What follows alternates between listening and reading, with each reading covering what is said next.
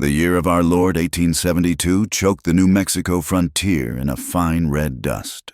The dust was a constant prayer and a constant curse in the town of Dust Haven, a settlement that clung to the scorched earth like a stubborn burr on a saddle blanket. It was a place wedged between the unforgiving glare of the high desert and the jagged, teeth-like silhouette of the San Andres Mountains.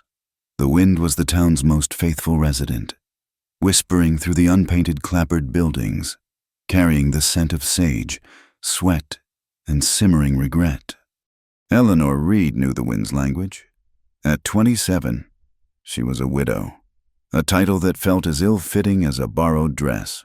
Her husband, a good man named Thomas with hands calloused from the silver mine and a laugh that could startle birds from a mesquite tree, had been swallowed by the earth a year prior. A tunnel collapse. The town had mourned for a day, the men drinking to his memory, the women bringing Eleanor covered dishes that tasted of ash in her mouth. Then, life, like the relentless dust, settled back into its familiar grit. Eleanor did not crumble. She was the town's unofficial nurse, the one who cleaned wounds with carbolic acid, set bones with a grim determination, and mixed poultices that smelled of the very earth that had claimed her husband. She worked part-time for old Dr. Miller at the apothecary, her neat handwriting filling his ledgers, a stark contrast to the chaotic scrawls of prescriptions for laudanum and quinine. In the afternoons, she taught the town's children their letters and numbers in the small back room of the church, her voice a patient, steady current against their restless energy. She was a fixture, a quiet part of the town's machinery, useful and therefore tolerated. Her home was a small cabin on the far edge of town, where the last pretense of a street dissolved into the vast, open rangeland. It was a lonely place, buffered from the world by a sea of rust-colored dirt and stubborn scrub brush. Her only companions were Buster, a hound dog whose muzzle was more gray than brown, and whose joints ached with the memory of 1,000 miles, and the old guitar Thomas had left behind. Sometimes, in the deep velvet of the desert night, she would sit on her porch and pluck at the strings, the simple, melancholic notes floating out into the immense silence. The music was not for anyone but herself, a way to trace the shape of her sorrow without giving it a voice. The one friendly face that regularly crossed her threshold belonged to Beatrice Jones. Beatrice was the wife of the town's deputy marshal, a woman whose laughter was a little too loud and whose eyes held a restless, hungry glint. She would arrive in a flurry of skirts and gossip, bringing a small jar of preserves or a freshly baked loaf of bread. Her presence a brief, colorful storm in Eleanor's quiet world. "Eleanor, you poor thing. All alone out here," Beatrice would say, her gaze sweeping over the cabin's spare but tidy interior. "It just is not right. A woman like you. You should have a husband to protect you. This land is no place for a woman on her own." "I have Buster," Eleanor would reply with a faint smile, scratching the old dog's ears. "And I have my work. I manage." "You do more than manage. You hold half this town together," Beatrice would concede, her smile tightening just a fraction. "Dr. Miller would be lost without you. And those children, well, they would probably grow up as wild as coyotes if not for your lessons.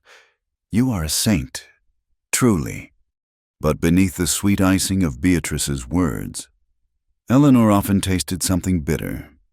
It was a flicker of envy in her friend's eyes when she spoke of Eleanor's small but earned independence. A strange possessiveness in the way she touched the things in the cabin, as if weighing their worth. Eleanor, who trusted too easily, dismissed it as a quirk, a side effect of the lonely, stifling life they all led. She could not know that Beatrice's friendship was a carefully constructed facade, hiding a secret as sharp and ugly as a shard of broken glass. Dust Haven was a town balanced on a knife's edge. It was a hard place for hard people.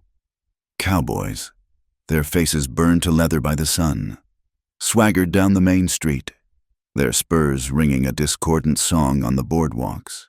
Gamblers with slicked-back hair and watchful eyes dealt cards in the smoky haze of the saloon. where fortunes were won and lost on the turn of a queen. The ever-present soldiers from the nearby Fort Stanton treated the town as their personal playground, their blue uniforms a stark reminder of the government's tenuous grip on this wild land. And always, there was the tension with the Navajo. The people, as they called themselves, were a ghost on the edge of the town's consciousness. Their lands had been squeezed, their treaties broken, clashes were frequent and bloody, fueled by stolen livestock, violated boundaries, and a mutual distrust that ran deeper than any canyon. The townsfolk spoke of them in hushed, fearful tones, their prejudice a thick, suffocating blanket. Lately, the whispers had centered on one man, a warrior named Kieran. They called him the Lone Wolf of Mesa Ridge. He was more legend than man, a phantom said to move through the canyons as silently as a shadow. Some said he was a renegade, cast out by his own tribe. Others claimed he was a spirit of vengeance, a protector of the old ways. Stories, likely exaggerated, told of him outsmarting entire army patrols, of his unnerving ability to appear and disappear in the shimmering heat haze. The mention of his name was enough to make mothers call their children inside and saloon owners check the locks on their doors. He was the embodiment of the wilderness the town sought to tame, a dark, unknown force that haunted the periphery of their fragile civilization. One evening, as the sun bled across the horizon, painting the clouds in shades of bruised purple and fiery orange, Eleanor sat at her small wooden table, her journal open before her. The lamp cast a warm, golden glow on the page. Buster snored softly by the cold hearth, dipping her pen in the inkwell. She wrote, the words flowing from a place of deep, quiet ache. I have nothing left to lose, except the belief that I still have a heart. Thomas is gone. The mine took him, and the town took my place beside him. Now I am the widow Reed, the nurse, the teacher. I am a set of useful hands, a quiet voice. But is there a woman still here? A person? Sometimes I feel as if I am fading, becoming as transparent as the dust motes dancing in a sunbeam. I see my friend Beatrice, with her husband and her home, and I feel a pang of something I dare not name. It is a lonely thing, this life. Yet I will endure. I must. She closed the book, the leather cover cool beneath her fingers. She did not know that the foundation of her small, fragile world was about to be shattered. The news arrived 3 days later, carried by a frantic rider on a lathered horse, the weekly medicine wagon from Santa Fe, the one carrying Dr. Miller's precious supply of morphine, bandages, and other vital necessities, had been attacked. The driver was dead, the guard gravely wounded, and the entire shipment was gone. Panic, ugly and immediate, gripped Dust Haven. Sickness was a constant threat. Without fresh supplies, a simple infection could become a death sentence. The croup that had been making its rounds among the children could turn deadly. The men injured in the mines or in drunken brawls would have nothing but whiskey to dull their pain. The wounded guard, a young man with fear-crazed eyes, gasped out the story from his cot in Dr. Miller's office. It was the Navajo, he claimed, a small war party appearing out of nowhere. They were swift, brutal, and knew exactly what they were after. The town's simmering fear boiled over into open rage. A crowd gathered in front of the marshal's office, their voices a low, angry hum. Deputy Marshal Jones, Beatrice's husband, stood on the steps, his chest puffed out, his hand resting on the butt of his pistol. He was a man who enjoyed authority, and the town's fear gave him a sense of power he craved. "We will not stand for this," he bellowed, his voice carrying over the murmuring crowd. "These savages have gone too far. They attack our supply lines. They threaten our very existence. We will have justice." A cheer went up. The men in the crowd were ready for blood. Eleanor stood at the edge of the throng, her heart heavy with dread. She had been helping Dr. Miller tend to the guard, her hands steady as she cleaned his wounds. But her mind was reeling. This was the work of desperate people. she thought, not monsters. But she knew her voice of reason would be drowned out in this sea of anger. That evening, as she was preparing to close the apothecary, Beatrice swept in, her face pale and her eyes wide with what looked like distress. "Eleanor, it is horrible, just horrible," she said, clutching Eleanor's arm. "My husband is forming a posse. They mean to ride out at first light. They are talking about burning the nearest Navajo camp." "That will only lead to more killing," Eleanor said, her voice low. "It solves nothing." "I know," Beatrice whispered, her eyes darting around the empty shop. She leaned closer, her voice dropping to a conspiratorial hiss. "They are saying the raiders knew exactly when the wagon would pass through the canyon, that they knew what it was carrying. Someone must have told them." A cold knot formed in Eleanor's stomach. "What are you suggesting?" Beatrice's eyes, usually so bright, were now filled with a strange, sorrowful light. She looked at Eleanor, a picture of reluctant duty. "Eleanor, you know things. You know the trails. You even know some of their healing herbs. You have always been sympathetic to them." The implication was so monstrous, so absurd, that Eleanor could only stare. "Beatrice, what are you saying? You cannot possibly think I had anything to do with this." Beatrice let out a shaky breath and took a step back, pulling her shawl tighter around her shoulders. Her expression shifted from sorrow to something harder, a mask of grim accusation. Her voice, no longer a whisper, rose to fill the room, sharp and clear, and carrying out into the street where the angry men were still milling about. "I saw you," Beatrice said, her voice ringing with false conviction. "I saw you talking to one of them, a Navajo scout, down by the creek last week. I did not think anything of it then, but now it all makes sense. You sold them the information.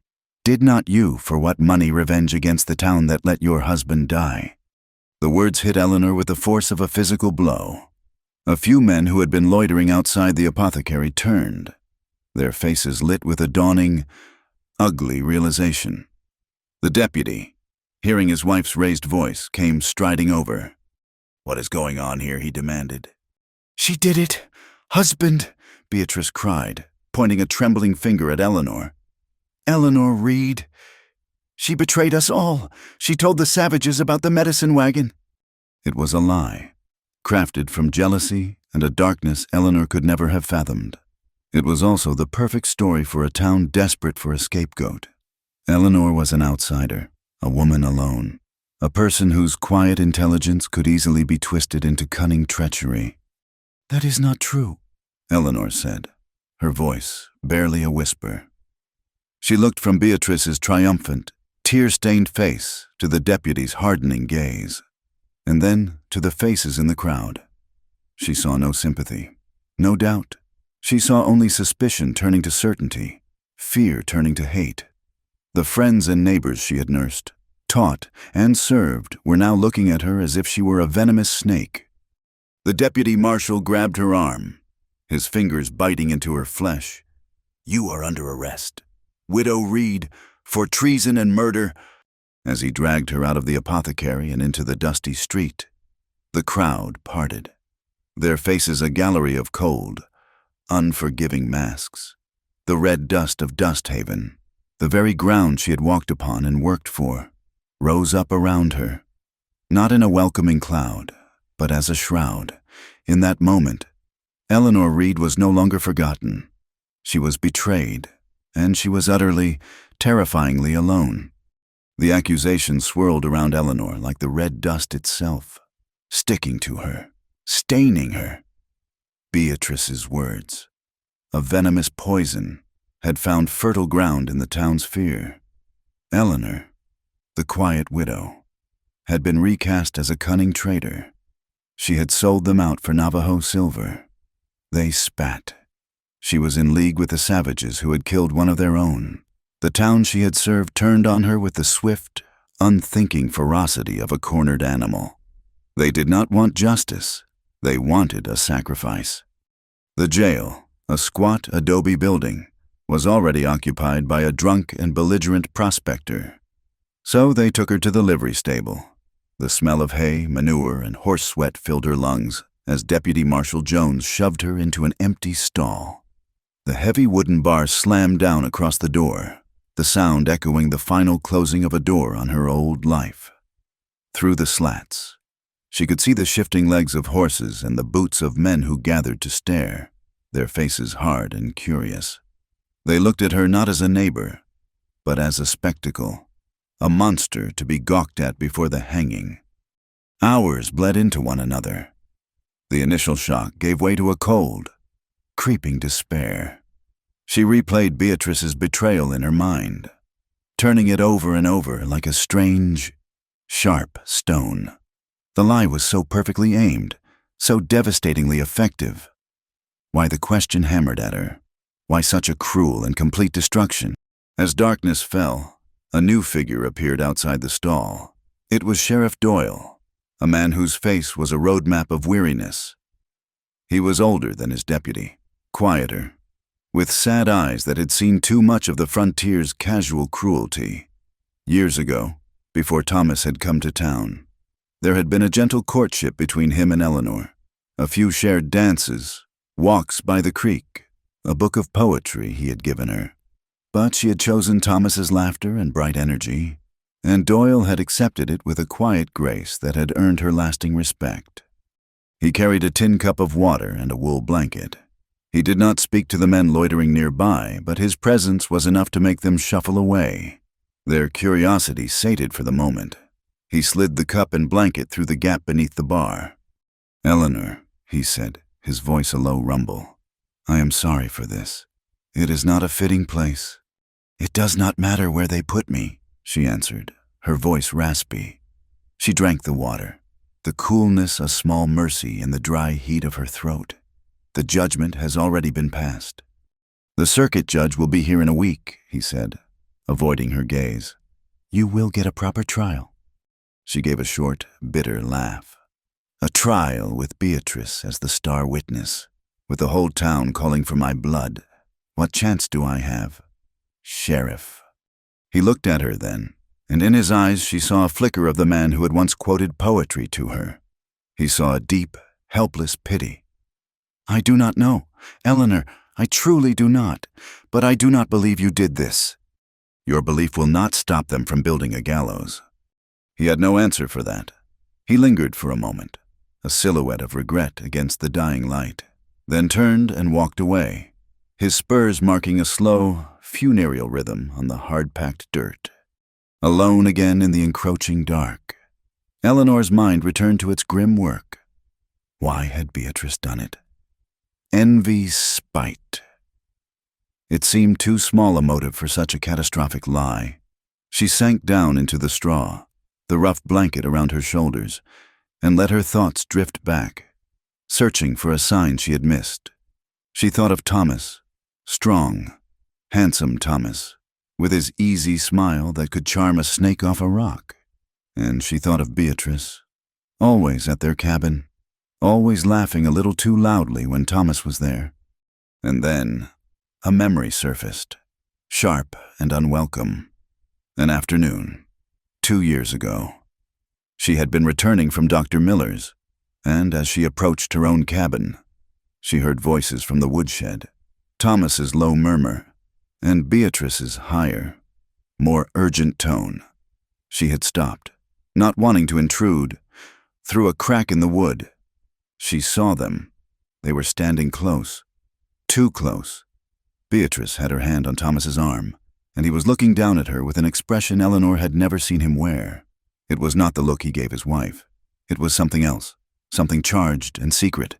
Then, before Eleanor could move, he had leaned down and kissed her. A brief but passionate meeting of lips.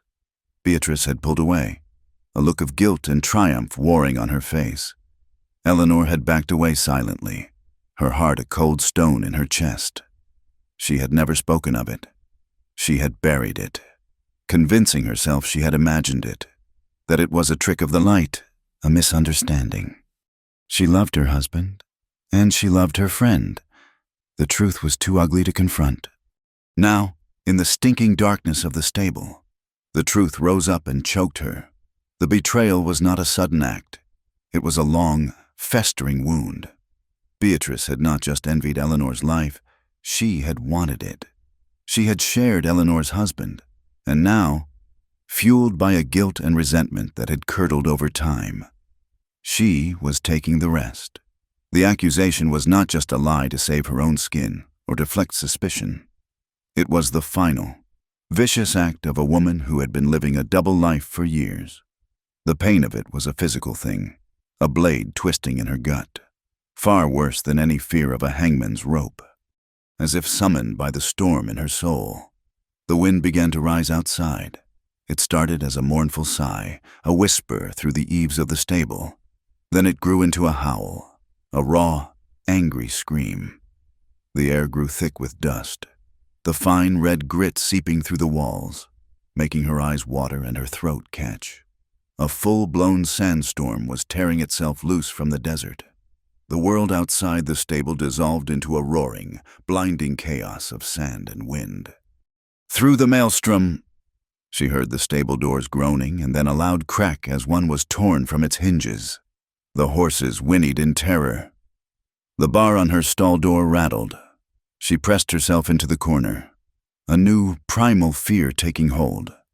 Then, a shape moved in the swirling darkness. A figure, darker than the shadows, materialized at her stall door.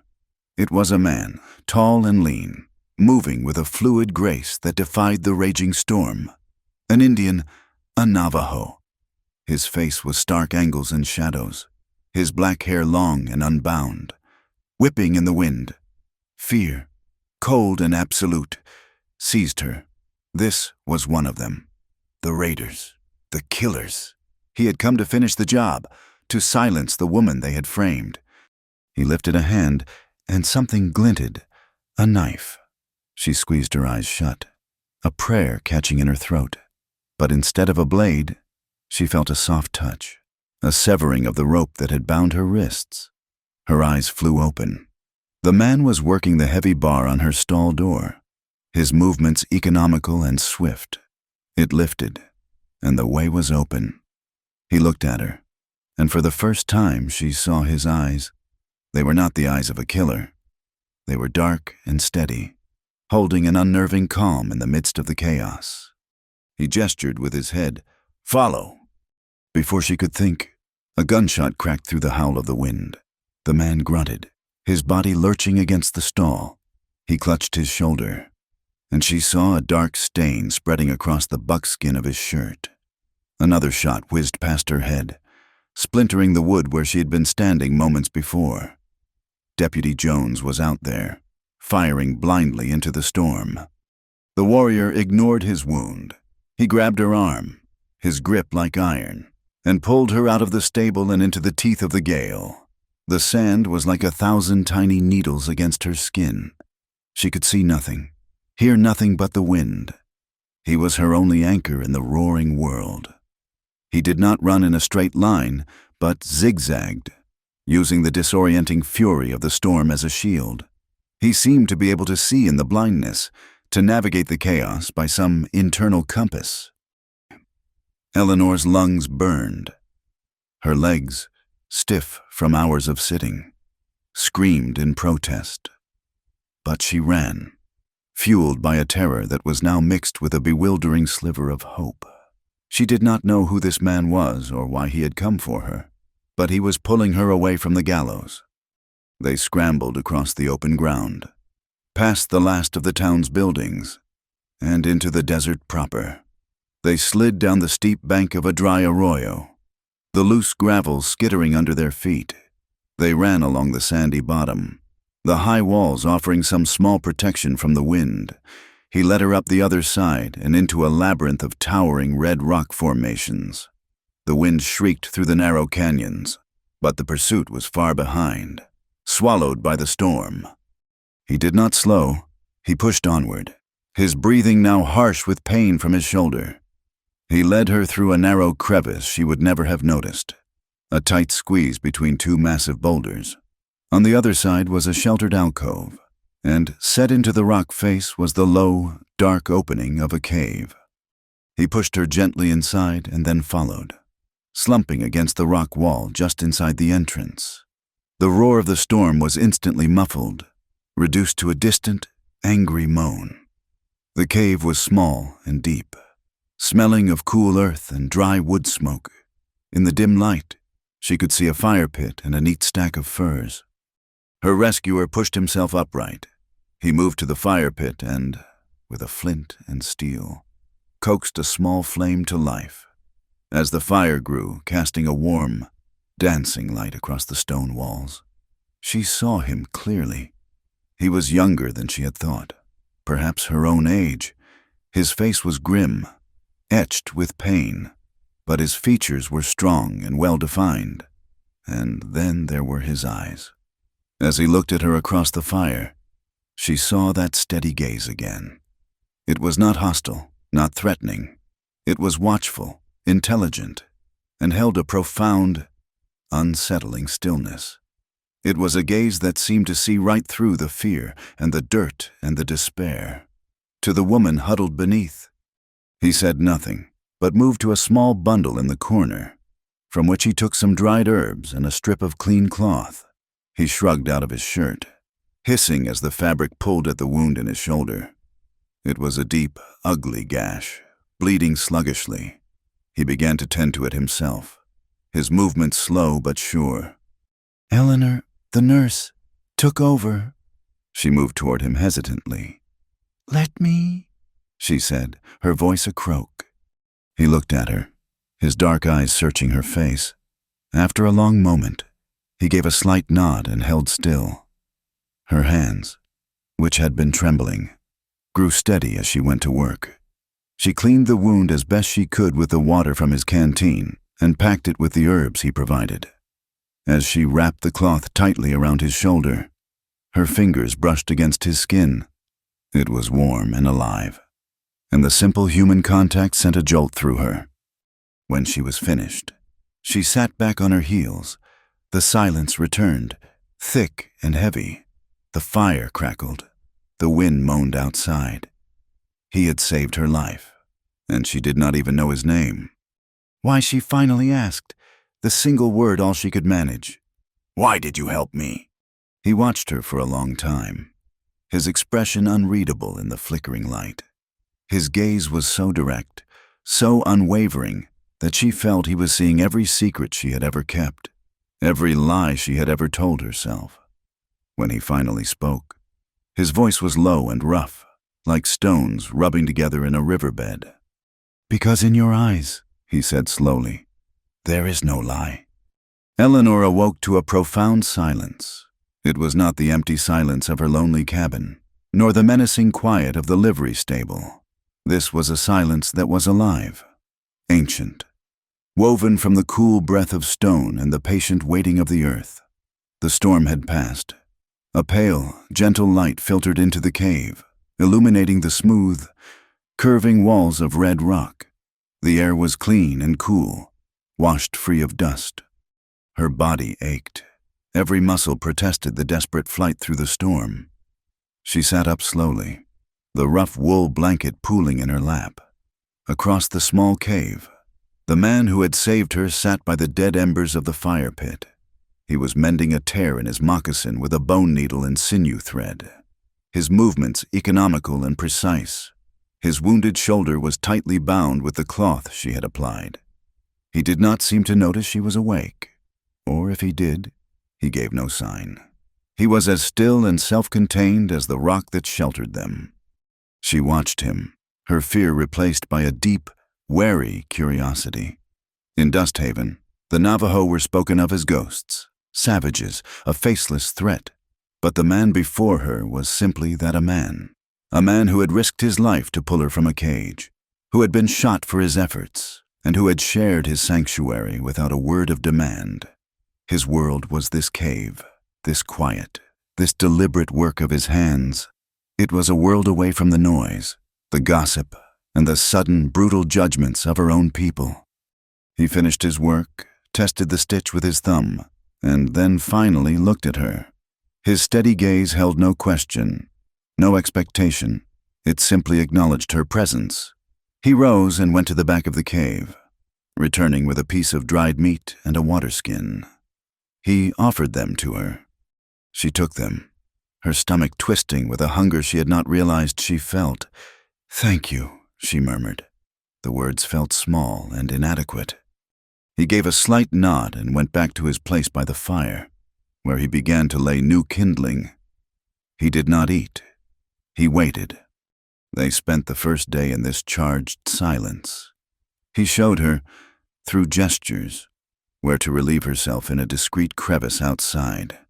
He rebuilt the fire and cooked 2 small rabbits he retrieved from a snare, the smell of roasting meat filling the small space. When they ate, he ate slowly, with a reverence for the food that made Eleanor feel clumsy and greedy. He was teaching her a new language, one spoken not with the tongue but with action, with patience, with respect for the bare necessities of life. On the second day, he led her outside. The desert was transformed. The storm had scoured the landscape, leaving the air crystalline and the red earth damp and dark. The sky was a vast, aching blue. He began to walk, and after a moment's hesitation, she followed. He was the one they called Kieran, the lone wolf of Mesa Ridge. She knew this not because he had told her, but because the soldiers and townsfolk had described him with a mixture of fear and grudging awe. And this man's quiet authority fit the legend. He did not lecture, he taught by showing. He stopped and pointed to a patch of feathery green weeds growing at the base of a rock. He dug into the damp earth with his knife and pulled up a thick, pale root. He sliced a piece off and handed it to her. It was crisp and watery, tasting of clean earth. He pointed to the north, where the rock face was darker with moisture. "Water hides here," he said, his first words to her since the night of the storm. They walked for hours. He showed her how to read the tracks of a lizard in the sand, how to tell the direction of the coming wind by the way the brush bent. He pointed out the stars as the sun began to set, giving them their Navajo names, weaving them into stories of heroes and gods. It was a different kind of knowledge than the letters and numbers she taught the children of Dust Haven. This was the scripture of survival, written across the face of the land itself. Her town-bred ways began to surface, her mind accustomed to filling silence with questions. "How did you know where I was?" she asked one afternoon, as they sat in the shade of an overhang. He was sharpening his knife on a smooth stone, the rhythmic scrape the only sound. "The wind carries whispers," he said without looking up, "and the deputy is a loud man." "You speak English very well," she observed. He stopped his work and looked at her, a faint, almost imperceptible irony in his dark eyes. "Some of us must learn the language of the men who break treaties." The rebuke was gentle, but it stung. She fell silent, chastened. Later that day, trying to lighten the mood, she gestured to the vast, empty landscape around them. "It must get terribly lonely out here. Do you not ever feel the need to just talk?" He looked at the horizon, a long, thoughtful gaze. "The rocks do not need my stories. The sky does not ask for my opinion." "You are infuriatingly quiet," she said, a small smile playing on her lips for the first time in days. "It is almost an accomplishment." He turned that steady gaze on her. A corner of his mouth twitched, the closest he had come to a smile. Talking too much has never saved a man from dying of thirst. She laughed. "A real, if rusty, sound. I suppose it has not." That evening, as the fire danced between them in the cave, the fragile truce of humor gave way to something deeper. The shared silence was no longer awkward. It was comfortable, a space where they could exist without pretense. Eleanor found herself thinking of Thomas, of Beatrice, of the life that had been stolen from her. The pain was still a raw, open wound. "They think I am a murderer now," she said softly, speaking more to the flames than to him. "Beatrice, my friend, she will make sure of it." Kieran set aside the arrow he was fletching. "She was not your friend." I know that now, Eleanor whispered. The betrayal. It is a difficult thing to understand. No, he said, his voice low and certain. It is the simplest thing to understand. A snake strikes because it is a snake. A liar speaks because it is the only tongue he knows. There is no mystery. He paused, his gaze distant. Seeing a memory she could not. I was a scout. For the Bluecoats. I led them through canyons my people have known for 1,000 years. I showed them the hidden springs. I thought if I helped them, there could be peace, that they would see we were not savages. He fell silent for a long moment. There was an attack on a supply train, not unlike yours. The commander needed someone to blame. The soldiers were angry. They did not trust their Navajo scout. It was easy to say I led the attackers to the prize. It was easy to make me a renegade. It was easy to send men to hunt me, to prove their own story was true. Eleanor stared at him, her heart aching with a sudden, fierce recognition. The details were different, but the shape of the wound was the same. Betrayed by those he had tried to help, cast out, hunted, labeled a traitor to satisfy the narrative of others. They were two ghosts, haunted by the same specter of injustice. So you came here, she said, her voice thick with emotion. This is my home, he answered simply. They took my name. They cannot take the land from my blood. A profound sadness and a strange sense of belonging settled over Eleanor. She was not just a white woman being sheltered by an Indian. She was a fellow outcast, another soul who had learned the bitter cost of misplaced trust. She closed her eyes, and a melody came to her, a simple, mournful tune Thomas used to play on his guitar. Without thinking, she began to hum it, her voice a low, soft thread of sound in the quiet of the cave. It was a song of love and loss, of quiet evenings on a porch that was no longer hers. It was everything she had lost, poured into a wordless lament. She did not open her eyes, but she could feel his gaze on her. She could feel him listening, not just to the notes, but to the sorrow from which they were born. Kieran watched her. The firelight played across her face, catching the dampness on her lashes, illuminating the curve of her cheek. Her face, softened by the melody and the flickering light, had lost its hard edges of fear and defiance. In its place was a vulnerability so pure it made his own scarred heart ache in sympathy. He had seen women in his life, but he had never truly looked at one like this. He saw not a white woman, an enemy, a creature of a world that had tried to destroy him. He saw a soul as exiled as his own. In the gentle rise and fall of her humming, in the firelight reflected in a single tear that traced a path through the dust on her skin, he saw a strength that resonated with the unyielding stone around them.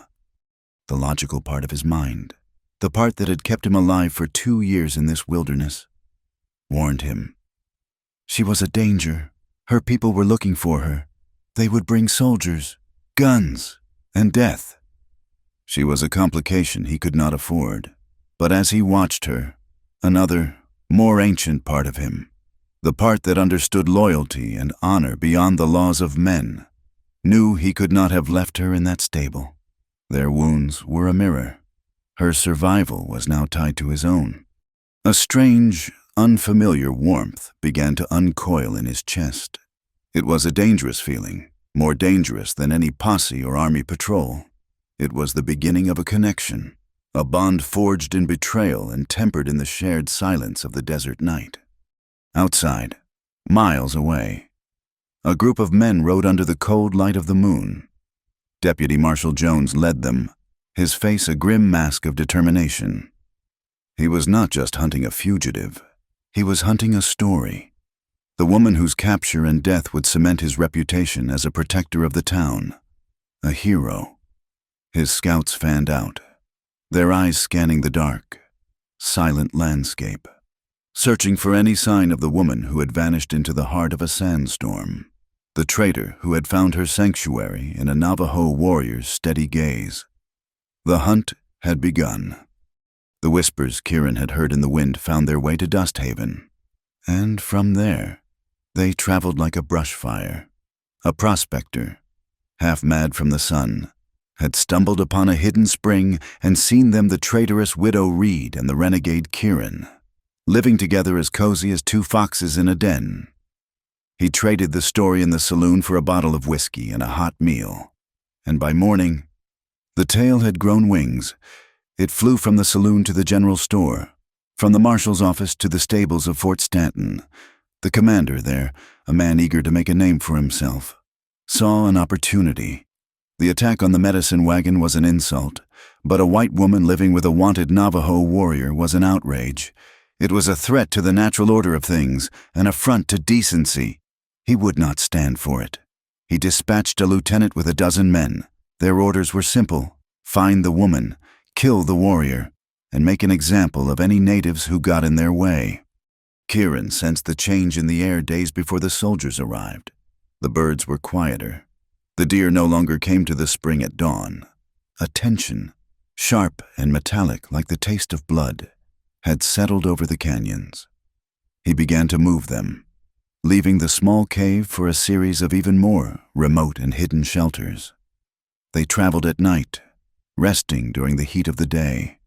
For Eleanor, the world had shrunk to the steady rhythm of Kieran's footsteps in front of her and the vast, star-filled sky above.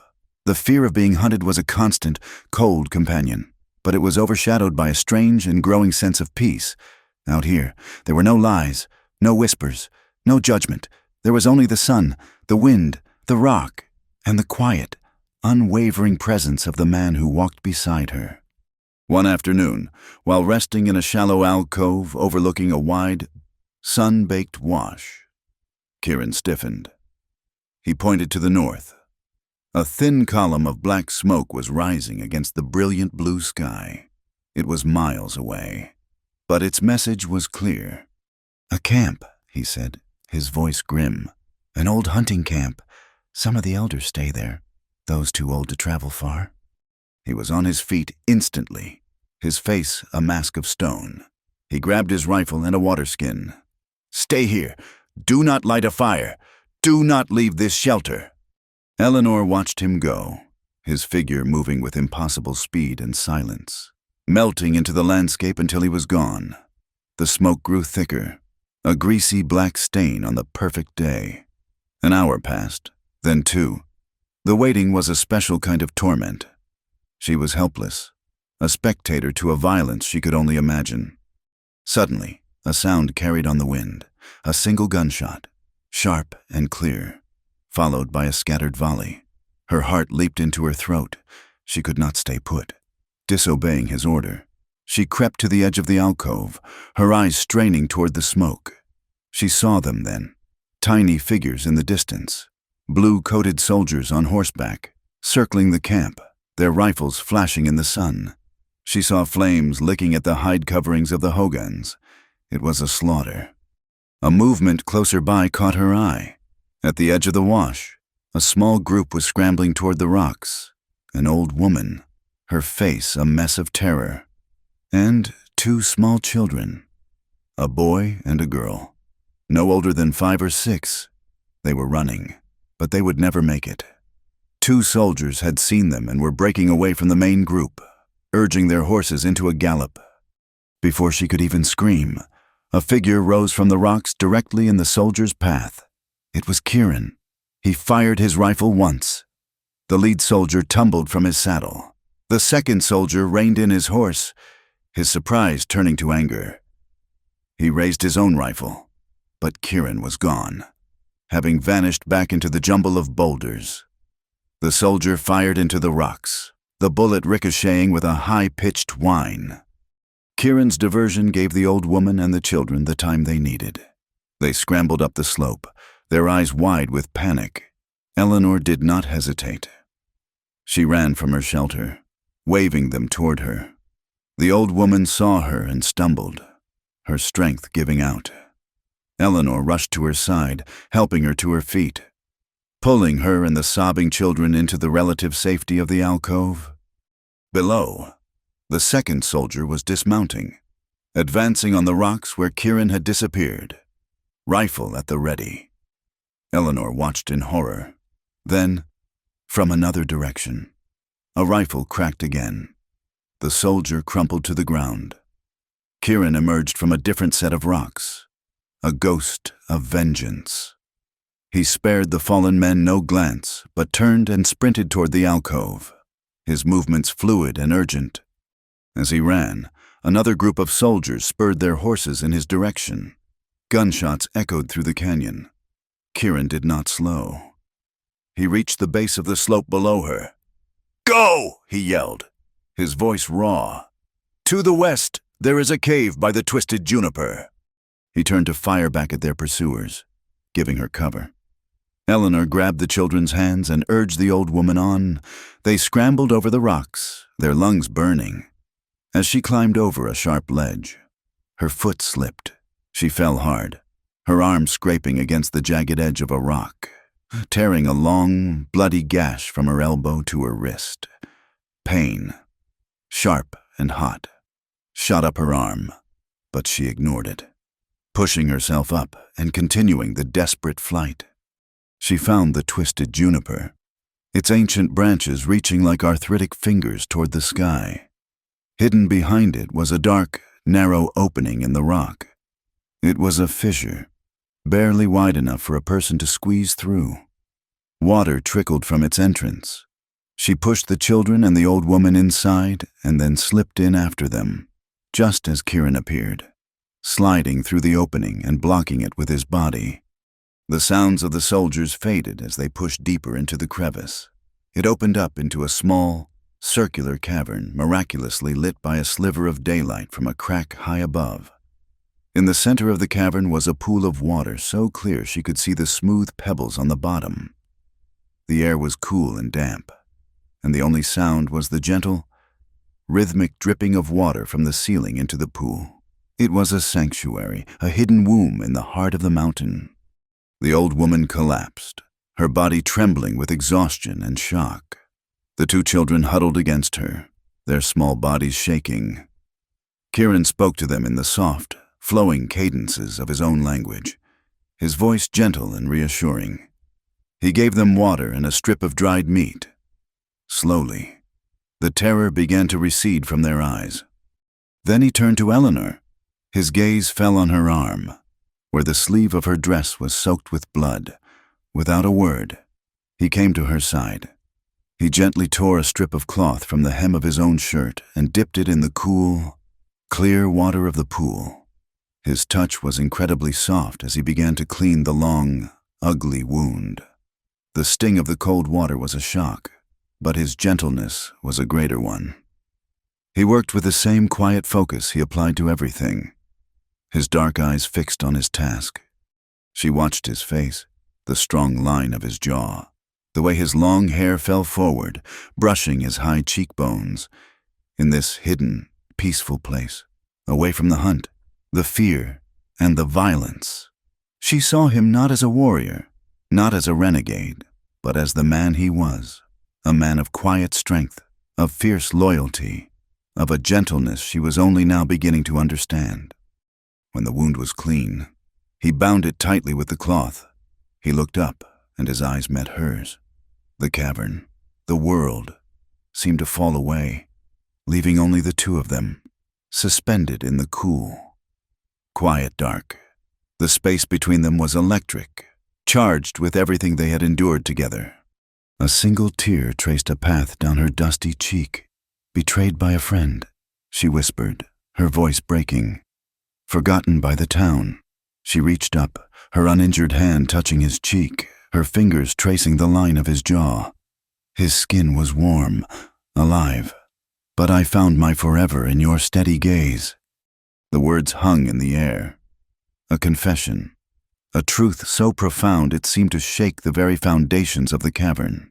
He did not pull away. He leaned into her touch, his eyes closing for a brief moment.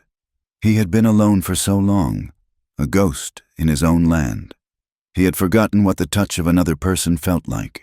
He had forgotten that a heart could be a home. He opened his eyes, and his gaze held a fire she had never seen before, a raw, naked emotion that stripped away all his defenses. He lowered his head, and his lips met hers. The kiss was not rough or demanding. It was a kiss of deep, aching tenderness, a silent acknowledgement of their shared pain, their shared exile. It was the taste of clean water after a lifetime of thirst.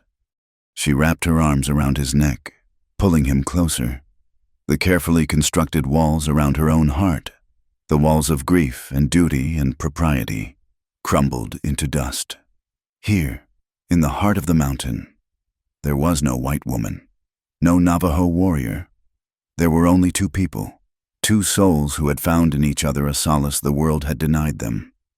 Their coming together was not a surrender, but a reclamation. It was a fierce, passionate, and deeply human act of defiance against the hate that hunted them. It was beautiful and heartbreaking, a perfect, stolen moment of peace, made all the more precious by the certain knowledge that it could not last.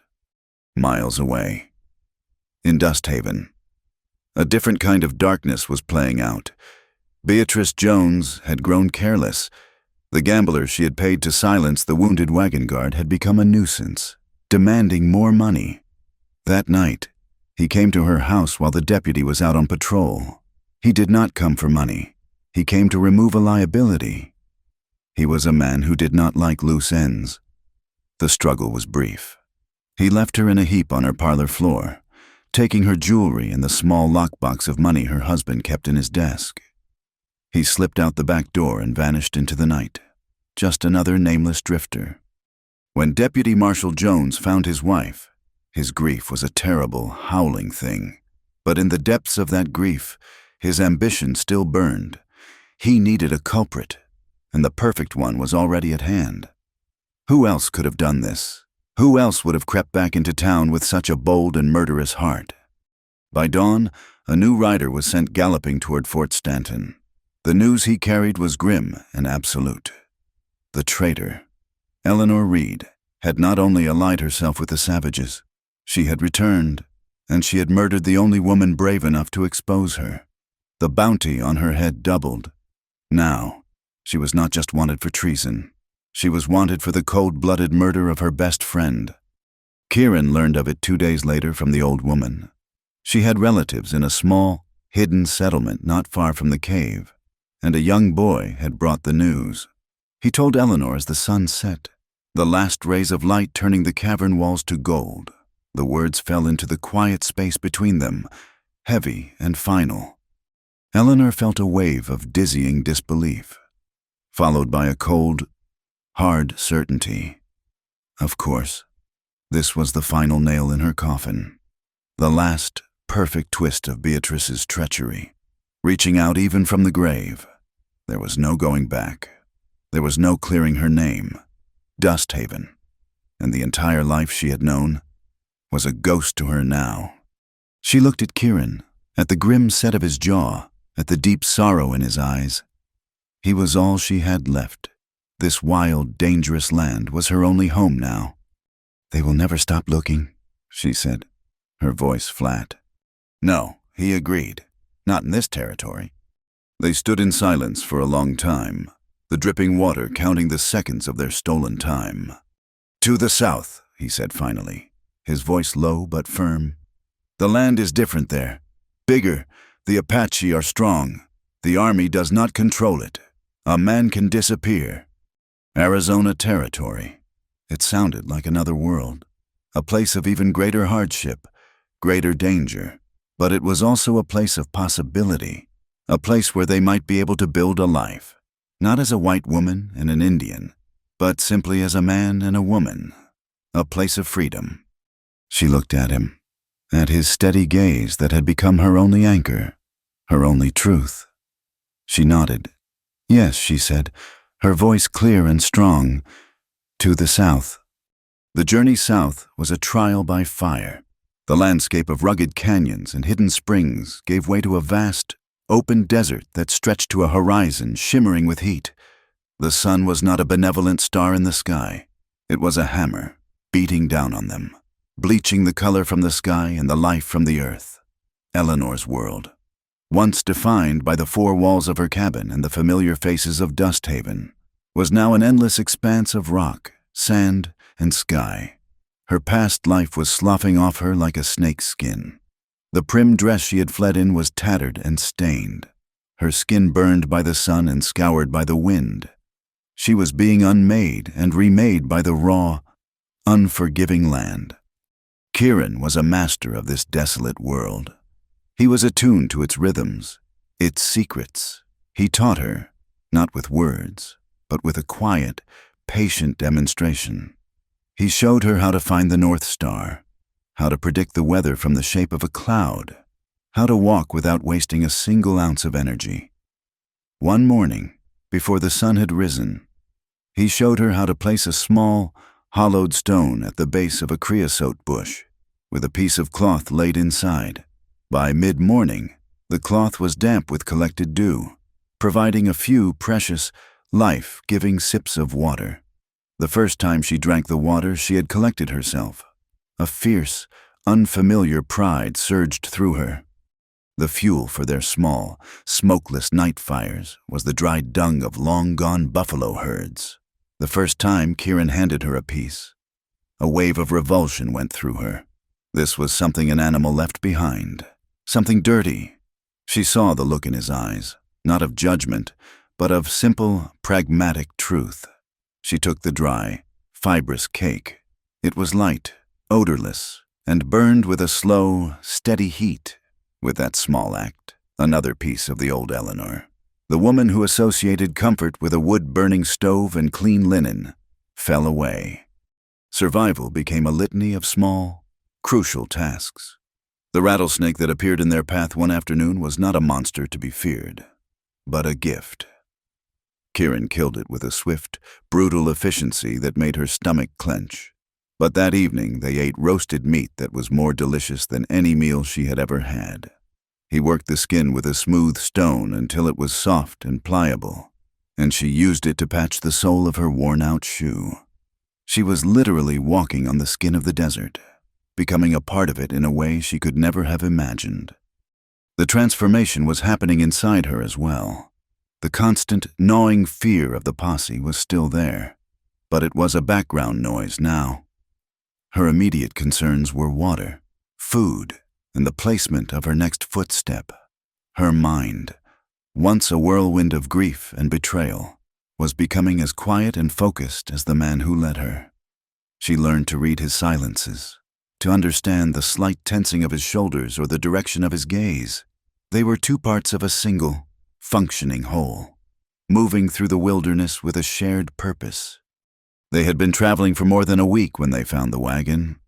It was a ruin, one wheel shattered, lying on its side like the carcass of some great skeletal beast. The canvas was ripped, and the family's meager possessions were scattered across the sand, pathetic offerings to the indifferent sun. Two bodies lay nearby, a man and a woman, their forms already desiccated by the heat. It was a common enough tragedy on the frontier. Another dream that had died on the long, thirsty road west. Kieran approached the scene with caution, his rifle ready. Eleanor followed, her heart a heavy stone in her chest. As they drew closer, she saw a flicker of movement beneath the wagon. It was a child, a small boy, perhaps 4 years old, his hair bleached white by the sun, his face caked with dirt and tears. He was huddled in the sliver of shade, clutching a small wooden horse. When he saw Kieran, his eyes went wide with a terror so profound it stole his voice. He scrambled backward, crab-like, his small body trembling. It was a look Eleanor had seen before, in the eyes of the children in Dust Haven when their parents spoke of the Navajo. It was a learned fear, a poison passed from one generation to the next. Eleanor's nursing instincts, buried under layers of her own survival, roared back to life. She held up her hands in a gesture of peace and moved slowly toward the boy, making soft, shushing noises.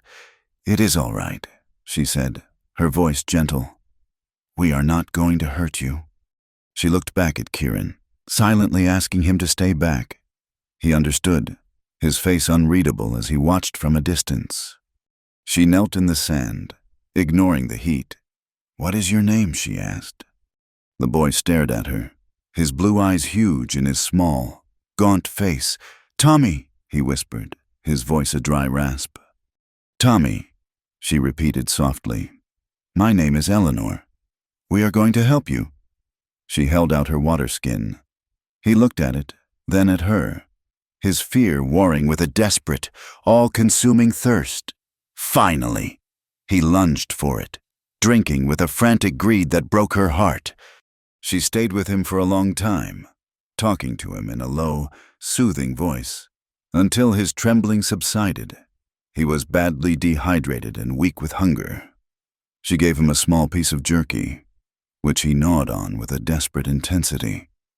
She learned that his parents had been heading to a new life in California. The wagon had broken, and their water had run out 2 days ago.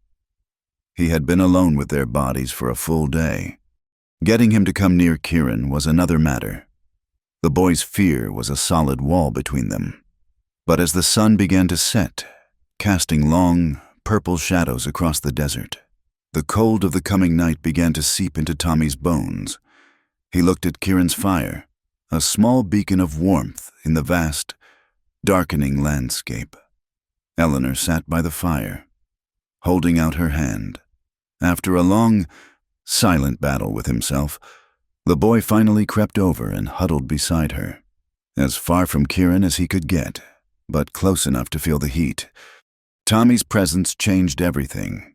He was a link to the world they had both left behind, a small, fragile vessel of innocence in a world that had shown them none. He was also a terrible, beautiful burden. He slowed them down, his small legs unable to keep up with their relentless pace.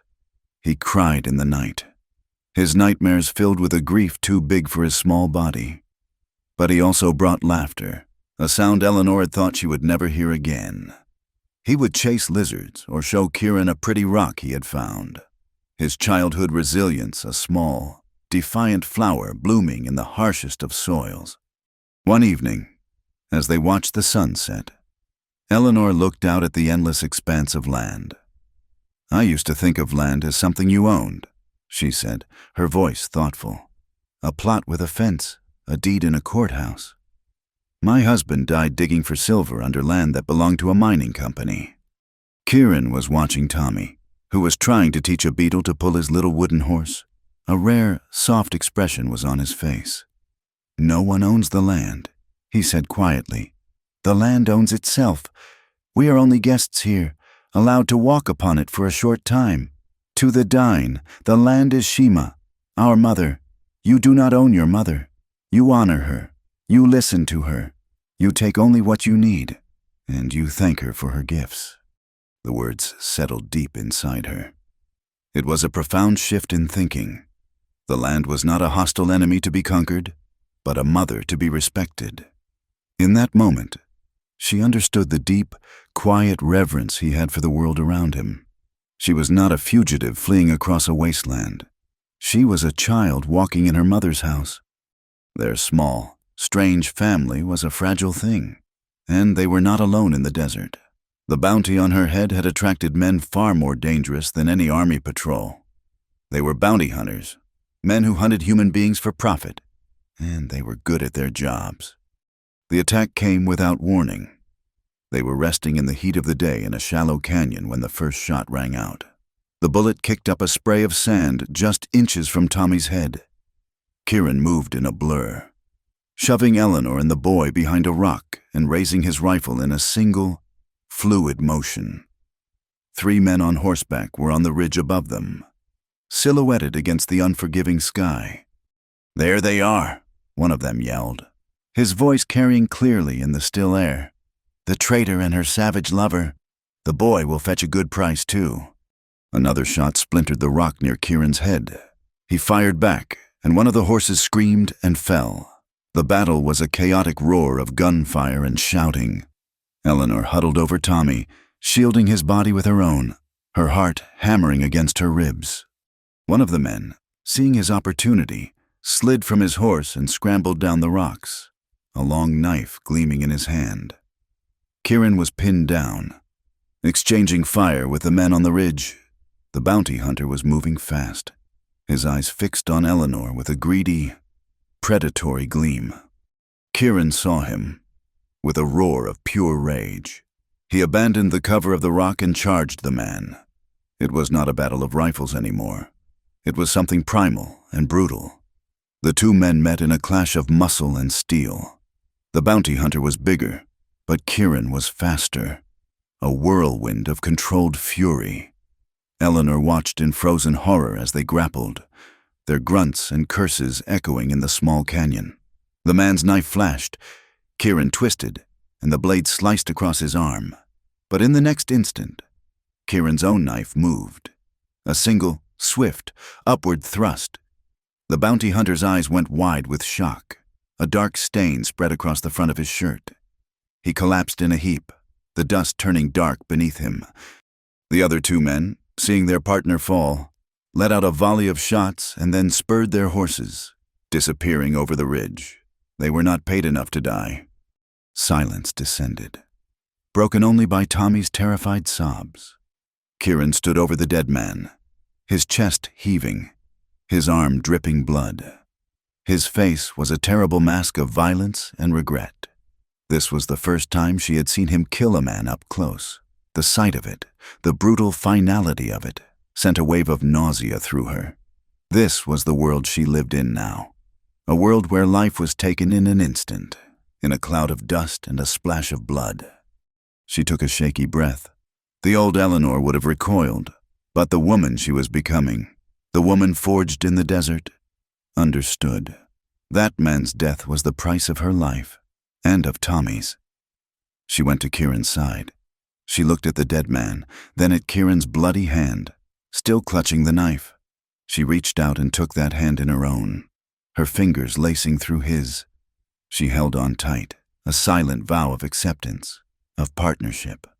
That night, after she had cleaned and bound his wound, Kieran took the pistol from the dead bounty hunter. He handed it to her. "You must learn," he said, his voice flat. "I cannot be everywhere at once. You must be able to protect him, and yourself." The gun was heavy in her hand, a cold, dense weight of purpose. The next day, he took her to a secluded spot and taught her how to load it, how to aim, how to squeeze the trigger without flinching. The first time she fired it, the sound was deafening, the kick a brutal shock against her palm.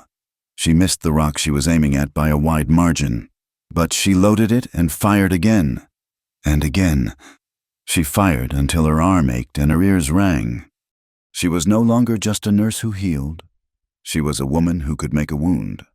She was no longer a victim fleeing from a false accusation. She was a survivor, a protector. As she looked at Kieran, watching her with his steady, approving gaze, and at Tommy, sleeping peacefully by the fire, she understood that her transformation was complete. She had lost everything, but she had found a new kind of strength, a new kind of family, on the long, hard road of thirst and survival. Mesa Ridge rose from the desert floor like the spine of a sleeping giant. It was a land of towering rock formations, flat-topped mesas, and deep, shadowed canyons that held the cool of the night long after the sun had risen. For Kieran, this was the heart of his world, the place where the spirits of his ancestors lingered in the whisper of the wind through the pinon pines. For Eleanor, it was a fortress, a place of breathtaking beauty and profound intimidation. They were met not by a welcoming party, but by two silent riders who appeared as if from the rock itself. They carried rifles and their faces were hard, their eyes missing the deep calm she had come to associate with Kieran. They spoke to him in their own tongue, their words short and sharp. Their gaze slid over Eleanor and Tommy, lingering with a cold, undisguised suspicion. They were being led into the heart of the den, but it was not clear if they would be treated as guests or prisoners. The settlement was nestled in a wide, protected canyon, invisible from any distance. It was a place of quiet, orderly life. Women ground corn on flat metate stones, their movements ancient and rhythmic. Old men sat in the sun, smoking pipes of cottonwood bark. their faces maps of 1,000 seasons. Children played, their laughter a soft counterpoint to the ever-present wind. But as Eleanor, Kieran, and Tommy walked into the camp, a silence fell. The laughter ceased. The grinding stopped. Every eye turned to them, to her. She was an apparition, a symbol of everything that had brought them pain. A white woman, her clothes tattered, her skin burned by the sun, walking beside one of their own, holding the hand of a white child. It was a violation of their sanctuary, a sight so unnatural that it stopped the very pulse of the camp. The opposition had a face and a name. He was a young man, tall and powerfully built, with a fire in his eyes that was more anger than warmth. His name was Lee, the one they called White Crow. The outline specified he was Kieran's cousin. "You bring a ghost into our home, cousin," White Crow said, his voice ringing with accusation. Speaking in English so she would understand the insult, "Her kind brings only disease in soldiers. Have you forgotten the long walk? Have you forgotten what they did to our grandmothers?" "She is not one of them," Kieran said, his voice low and steady, a rock against the tide of his cousin's anger. "She was betrayed by her people, just as I was." "Her betrayal is not our concern," White Crow shot back. "She is a magnet for trouble. The bluecoats who hunt you will now hunt us all. You have brought this curse upon us." He looked at Eleanor, his lip curling in a sneer of contempt. "And the child, another mouth to feed, another reminder of the world that wants to erase us." An old man with a face as lined and noble as the canyon walls stepped forward. He was Hastine, an elder whose wisdom was the anchor of the community. He looked at Eleanor for a long, silent moment, his gaze penetrating, seeming to weigh the very substance of her soul. He looked at Tommy, who had hidden his face in Eleanor's skirts. "The child is blameless," Hastine said, his voice quiet but carrying an authority that silenced even White Crow. "And the woman, she has the look of a hunted thing, not a hunter." He turned his gaze to Kieran. "You were one of us. You chose to walk in the white man's world, and it spit you out. Now you return, bringing their chaos with you. You may stay, for now, but you will be responsible for the consequences." It was not a welcome, it was a stay of execution. They were given a small, empty hogan at the edge of the camp, an unspoken quarantine. The women would leave food and water outside the door, but would not meet Eleanor's eyes. The children would stare from a distance, their curiosity warring with the warnings of their parents. Only Tommy, oblivious to the politics of hate, seemed at ease, finding other children who, after a day of cautious observation, decided that his wooden horse was interesting enough to overlook the color of his skin. The peace, fragile as it was, did not last. A few days later, a scout rode into camp, his horse lathered, his face grim. He had seen the tracks of shod horses, many of them, and the deep ruts of a supply wagon. The army was on the move, and they were heading directly toward Mesa Ridge. A council was held that night, the men gathering in the firelight, their faces grim. Eleanor could not understand the words, but she understood the tones, the angry, percussive arguments of White Crow, the low, reasoned responses of Kieran, the thoughtful, grave questions of Hastine. She sat in her borrowed hogan, the weight of their fate, a physical pressure on her chest. She was the curse White Crow had named. Kieran came to her after the council had ended. The firelight cast long shadows across his face, making it impossible to read his expression. "They are coming," he said. "A full company. They know this area is a stronghold. They mean to wipe it out."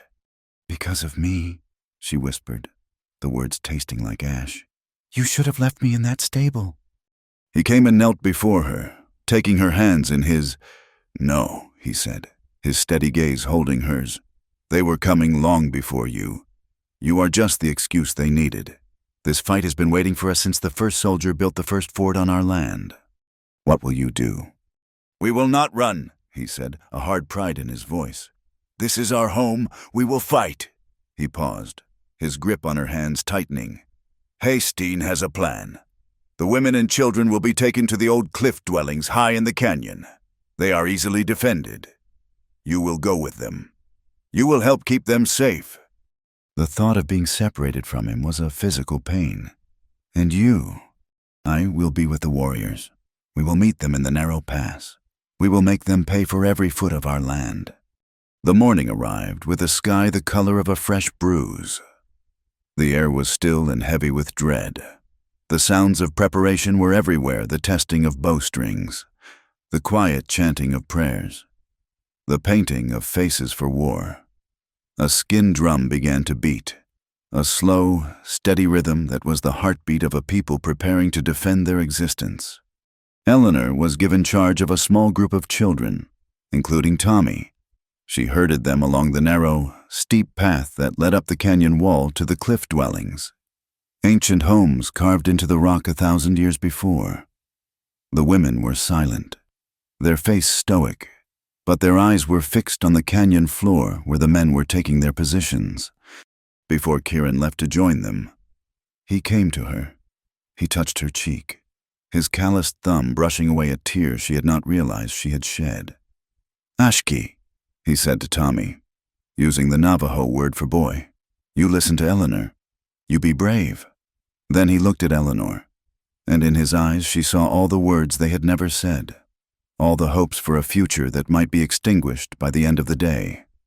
"Do not die," she whispered, her voice fierce. A faint smile touched his lips.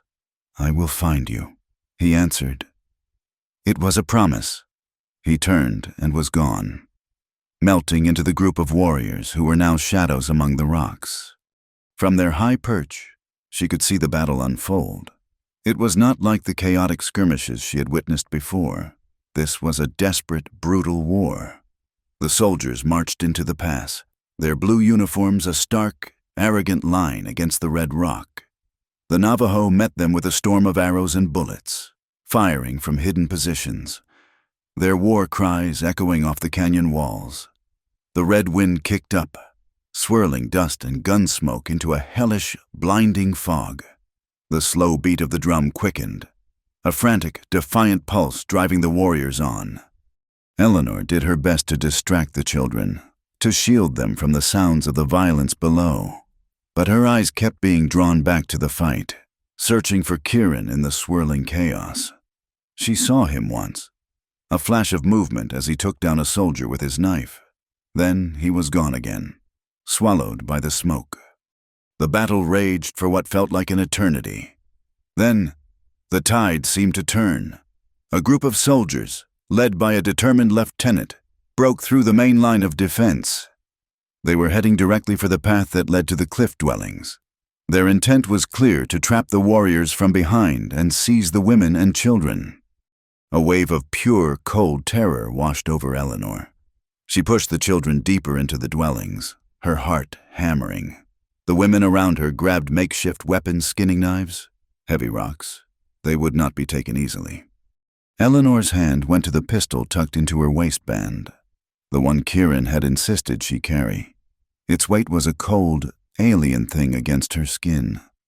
Below, the warriors scrambled to intercept the soldiers. The fighting was now hand-to-hand, a desperate, swirling melee at the base of the cliff. She saw Kieran. He was fighting two soldiers at once, his movements a deadly dance. He disabled one, but the other brought the butt of his rifle down hard on Kieran's shoulder, the same one that had been wounded before.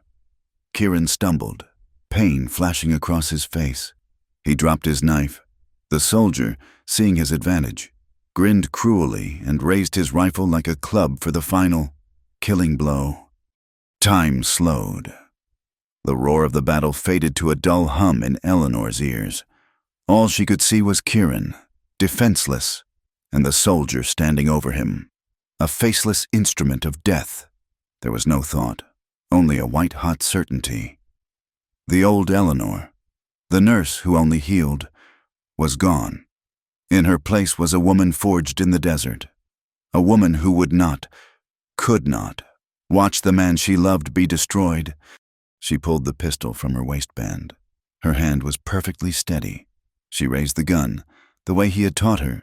She lined up the sights on the blue uniform. She remembered his word squeeze. Do not pull. She squeezed the trigger. The explosion was deafening in the high, thin air. The soldier's body jerked as if struck by an invisible fist. The cruel grin on his face was replaced by a look of stunned surprise. He crumpled to the ground, his rifle clattering on the rocks. Kieran looked up, his eyes finding hers across the distance. In his gaze, she saw not shock, but a deep, profound understanding. Her single, decisive shot seemed to break the back of the soldiers' assault. They had lost their leader, and their charge faltered. The Navajo warriors, sensing the shift, surged forward with a renewed fury, driving the remaining soldiers back down the pass in a disorderly retreat. As the smoke cleared and the last echoes of gunfire faded, a new sound arose, the wailing of women for the husbands and sons who had fallen. Eleanor went down the path, her legs unsteady. She went to Kieran, who was now kneeling beside one of his fallen kinsmen. She saw then that justice was not something written in a law book or handed down by a judge in a black robe. Justice was raw and immediate. It was the fierce, desperate act of protecting your own. It was the law of the canyon, the law of survival. And today, she had been its agent. Later, as the tribe gathered to tend their wounded and honor their dead, Hastine approached her. White Crow stood beside him, his face unreadable. "The warriors say that a spirit shot from the cliffs to save our war chief," Hastine said, his old eyes searching her face. Eleanor said nothing, her hand still feeling the phantom kick of the pistol. White Crow stepped forward. He looked at her, and, for the first time, the hate was gone from his eyes. In its place was a grudging, hard-won respect. "You fight like a Navajo woman," he said, "to protect your family." Hastine placed a hand on her shoulder. His touch was warm and steady. "You are no longer the white woman," he said, his voice ringing with formal authority. "You have a place here. We will give you a new name. We will call you Asha." "Asha," she repeated, the word feeling strange on her tongue. "It means morning, or the one who brings light," Hastine explained. "Today, when darkness nearly fell upon us, you brought the light of a new day." She looked at Kieran, who had come to stand beside her. He took her hand, his fingers lacing through hers. She was Asha. She was home. 5 years was a lifetime.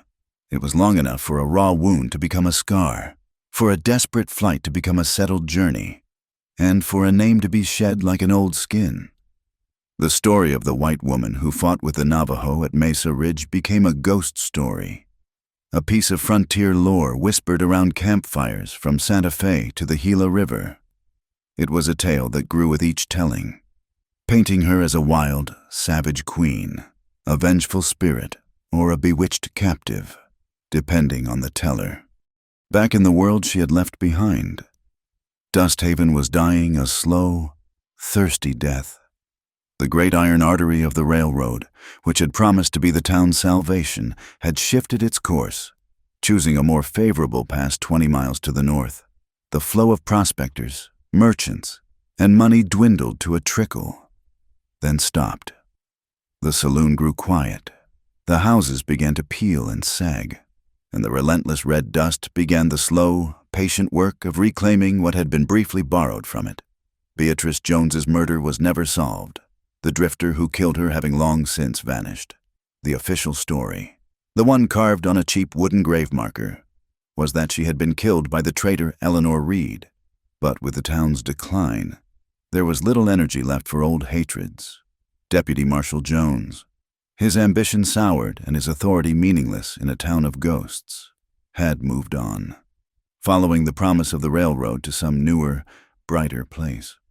Sheriff Doyle, the last honest man in a dishonest town, had finally packed his saddlebags and ridden away, leaving the town to its dust and its memories.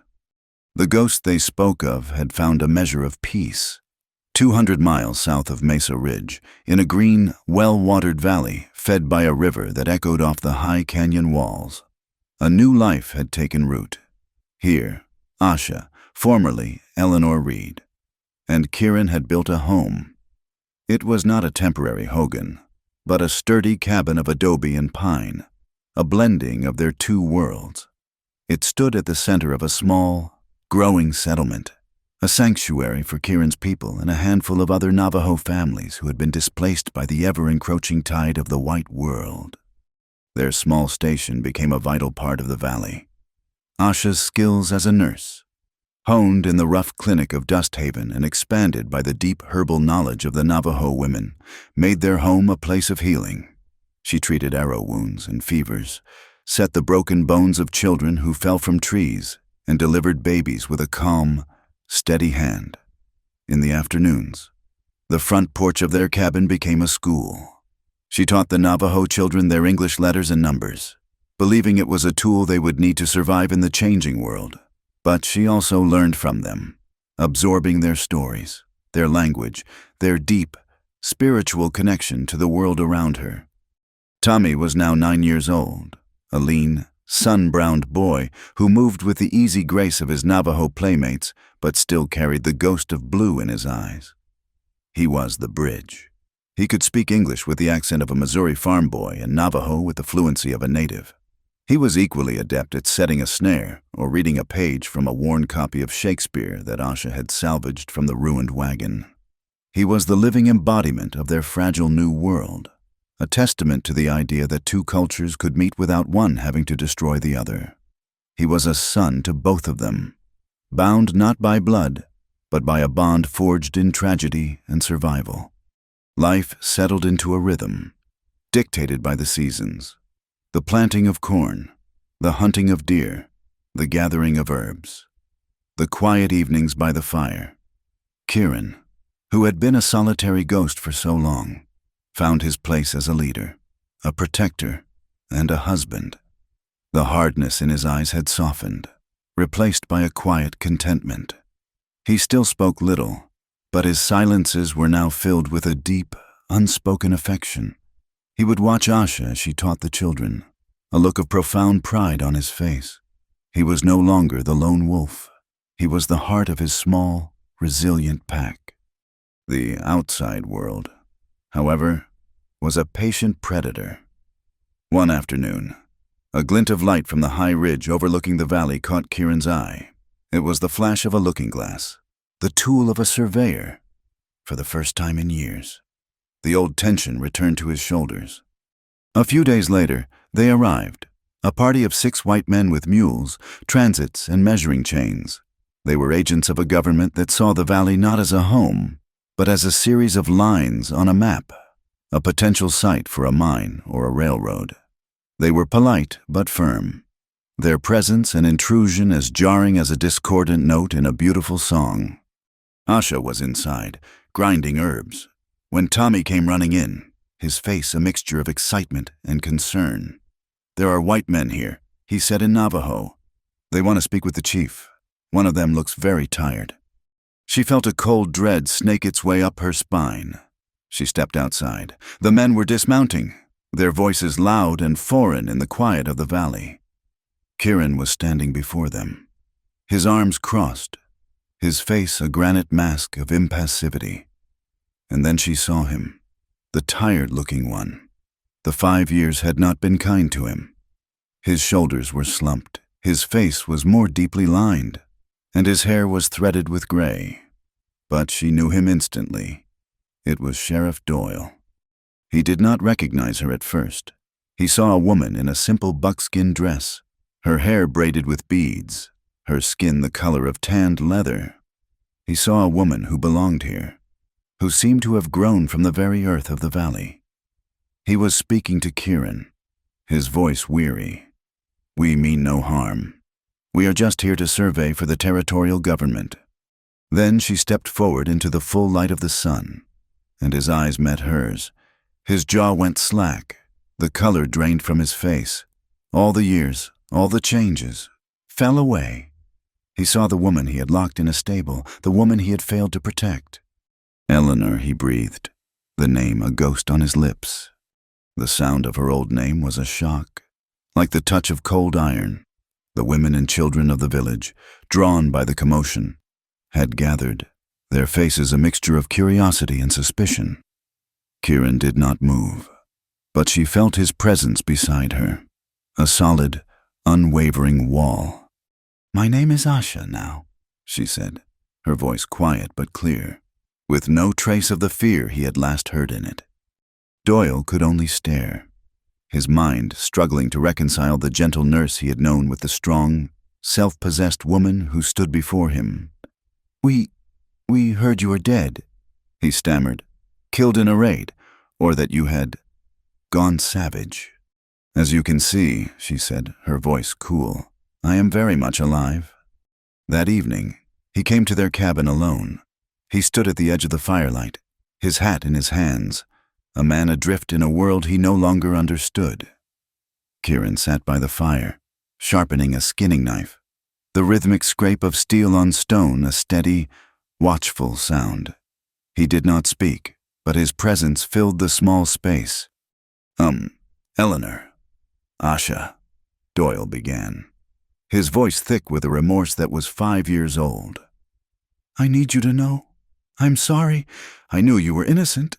But the town, they were mad with fear and anger. Beatrice had them eating out of the palm of her hand. After you were gone, things fell apart. The railroad passed us by. The town dried up. Beatrice was killed. A robbery. They said I never believed it. He looked up at her, his eyes pleading. There is nothing left there for anyone. I know, she said. She felt a faint, distant pity for him, for the ghost of the town that had condemned her. I left, he continued. Took this job with the survey, a way to keep moving. I never imagined I would see you again. He took a hesitant step forward. Come back with me. We can go to Santa Fe. I will testify for you. I will tell them everything I know. We can clear your name. Clear her name. The words sounded absurd. What name Eleanor Reed that woman was a stranger, a ghost from a past that felt like another lifetime. Her name was Asha. It had been given to her by a people who judged her not by the color of her skin or the lies of her enemies, but by the strength of her heart. She looked at Kieran, who had stopped his work, his dark eyes fixed on her. She looked at Tommy, who was asleep on a fur inside, his face peaceful in the firelight. She looked at the herbs laid out to dry, the tools of her new life. She had a home. She had a family. She had a purpose. What could the white man's world possibly offer her that she did not already have? I do not need my name cleared. Sheriff, she said, her voice gentle but firm. I have a name, and I have a life. This is my home now. Doyle looked from her face to Kieran's, and for the first time, he seemed to truly understand. He saw the deep, unshakable bond between them. He saw that she was not a captive. She was exactly where she wanted to be. He was the one who was lost. I see, he said, his shoulders slumping in defeat. He put on his hat. I will tell them we found no one here. I will tell them the valley is empty, that the rock is poor. I will give you what time I can. He turned to leave, then paused. Be careful. Eleanor, the world is getting smaller. Men like these. He gestured vaguely toward his own camp. They will not stop coming. He disappeared into the darkness, a ghost returning to a world of ghosts. Eleanor stood for a long time, looking out at the stars. The peace of the valley felt different now, more fragile. The outside world had found them. The surveyor's lines, invisible but real, were being drawn across their lives. Kieran came to stand behind her, his hands resting on her shoulders. She leaned back against the solid warmth of his chest. The rhythmic scraping of his knife began again, a familiar, comforting sound. From the porch, she could hear the soft murmur of Tommy talking in his sleep. In the distance, an owl called out, its voice a lonely, beautiful note in the vast, quiet darkness. Their life was here. It was a good life, but she knew, with a cold, hard certainty, that they would have to fight to keep it. Sheriff Doyle's lie bought them a season of peace. His report described the valley as barren, the rock worthless, the river a seasonal trickle, for a winter and a summer. The small community thrived in its isolation, the world of surveyors and soldiers a fading memory. But the land held a secret, a yellow whisper in the riverbed. And secrets, like seeds, have a way of finding the light. It was two prospectors, grizzled men named Jeb and Silas, who found it. They were the stubborn dregs of a played-out gold rush further north, men who chased rumor and color their entire lives. They stumbled into the valley by accident, following a stream they hoped would lead them to a new vein. What they found was a sandbar glittering with flakes of the purest gold. Their greed was a sickness that spread faster than any fever. They rode to the nearest territorial outpost, a dusty collection of tents and clapboard buildings called Progress. And within a week, the valley was no longer a home. It was a claim. The news arrived in the form of a man named Cutler, a territorial marshal with cold, calculating eyes and a piece of paper that he claimed was the law. He rode into the settlement with 10 armed men, their faces hard and hungry. "By the authority of the United States territorial government," Cutler announced, his voice devoid of any emotion. "This land and all mineral rights herein are hereby confiscated for immediate development. This is a sanctioned mining district. You have 48 hours to vacate." Kieran stood before him, the quiet leader of his people, his hand resting on the hilt of the knife at his belt. "This is our home. We have been here for generations." Cutler's lips twisted into a smirk. "You have been squatting on government property. The government is now reclaiming it. You can take it up with the commissioner in Santa Fe. If you can get there—" He knew. Of course, that was impossible. A familiar, cold fury coiled in Eleanor's stomach. It was Dust Haven all over again, the law used as a club to beat the helpless.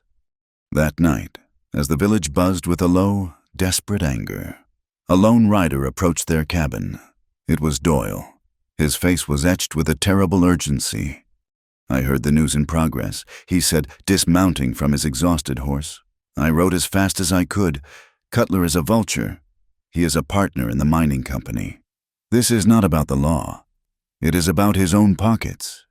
"We will not leave," Kieran said, his voice a low growl. "You have to," Doyle insisted, his eyes pleading with Eleanor. "He has more men coming. He will use this as an excuse to wipe you all out and call it justice.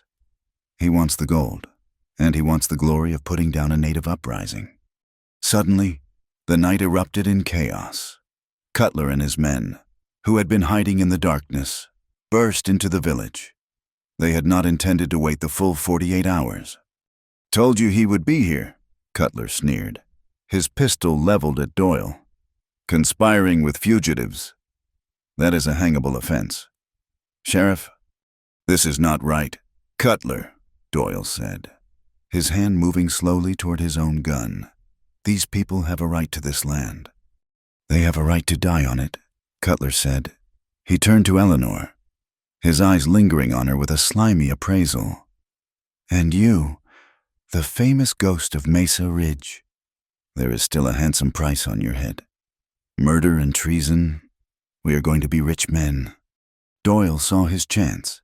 He drew his pistol, but he was not fast enough. Cutler's gun barked, a flash of orange in the dark.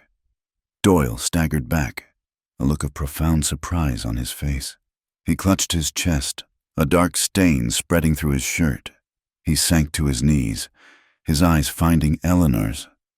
"Beatrice," he gasped, his voice a wet rattle.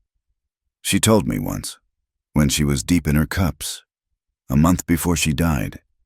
She was jealous of you and Thomas, said she would rather see you hang than see you happy without him. The whole thing, a lie born of a bitter heart. It was the final piece of the puzzle, the last ghost of her old life laid bare. But there was no time for grief, no time for the old pain." Cutler raised his pistol to fire at Doyle again. But Kieran was already moving. He threw his skinning knife, the blade burying itself in the arm of the man next to Cutler. The village erupted into a desperate battle. Eleanor fired the prospector's pistol, the blast deafeningly loud. She grabbed Tommy, pulling him toward the cabin, shouting for the other women to gather the children and run. Kieran was a whirlwind of fury, a warrior fighting for his home, his people, his wife. He and a handful of other men fought a brutal, desperate rearguard action, buying the women and children precious seconds to escape into the darkness. The narrow canyon to the south, Kieran yelled to her over the din, "Go, I will hold them!" Eleanor led the frantic exodus, herding the terrified women and children toward the only defensible escape route. They scrambled over the rocks, the sounds of the fight fading behind them.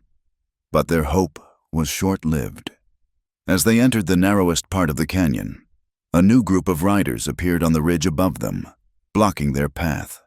It was an ambush. Cutler had planned it all. They were trapped. The battle was rejoined in the tight confines of the canyon. Kieran and his men, arriving moments after the women, were caught between the two groups. It was a slaughterhouse. Eleanor pushed the women and children behind a massive rock fall, shielding them as best she could. She reloaded her pistol, her hands steady, her mind a block of ice. She fired into the figures on the ridge, using the skills Kieran had taught her. Then she saw it. Lying near the rockfall, half covered by a tarp, was a wooden crate. She recognized it from the prospectors' abandoned camp.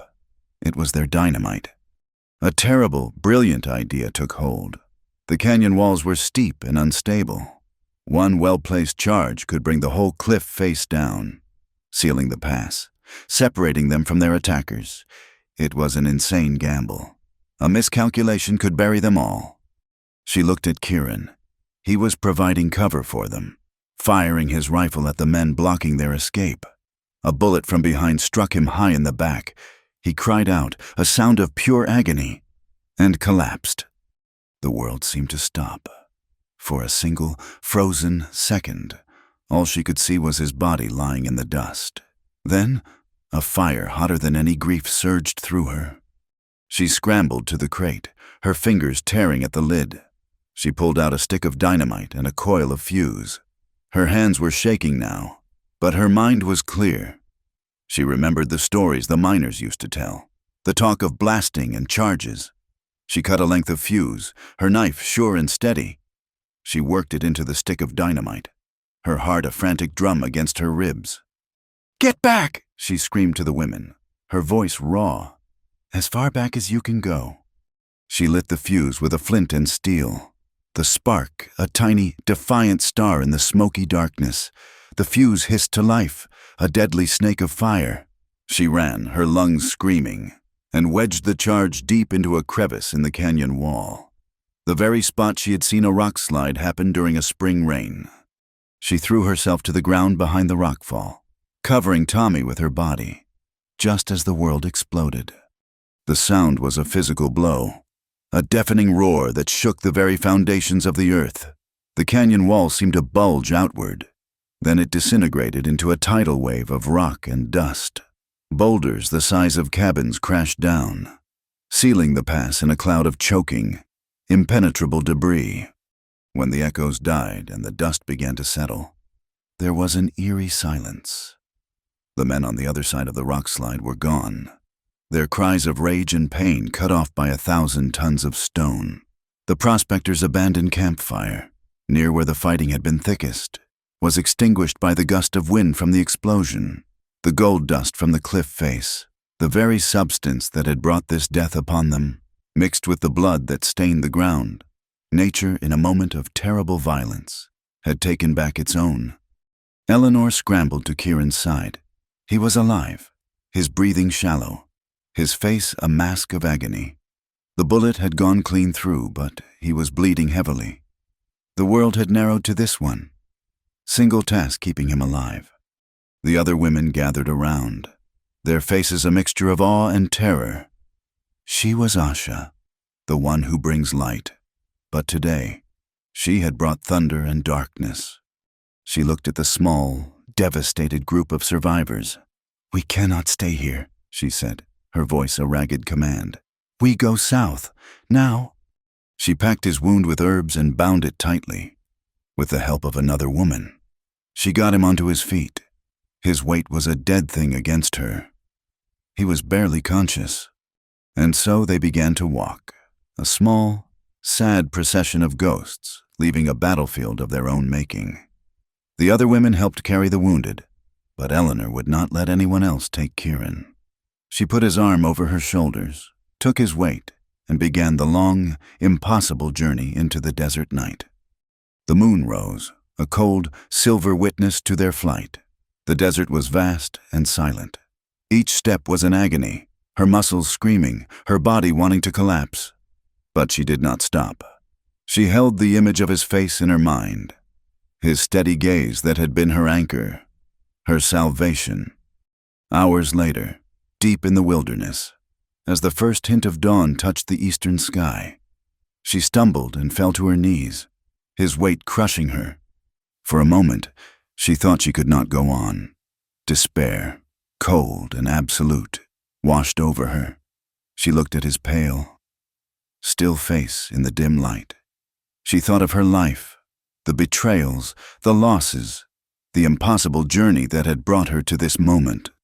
She bent her head and pressed her forehead against his, the hot tears finally coming.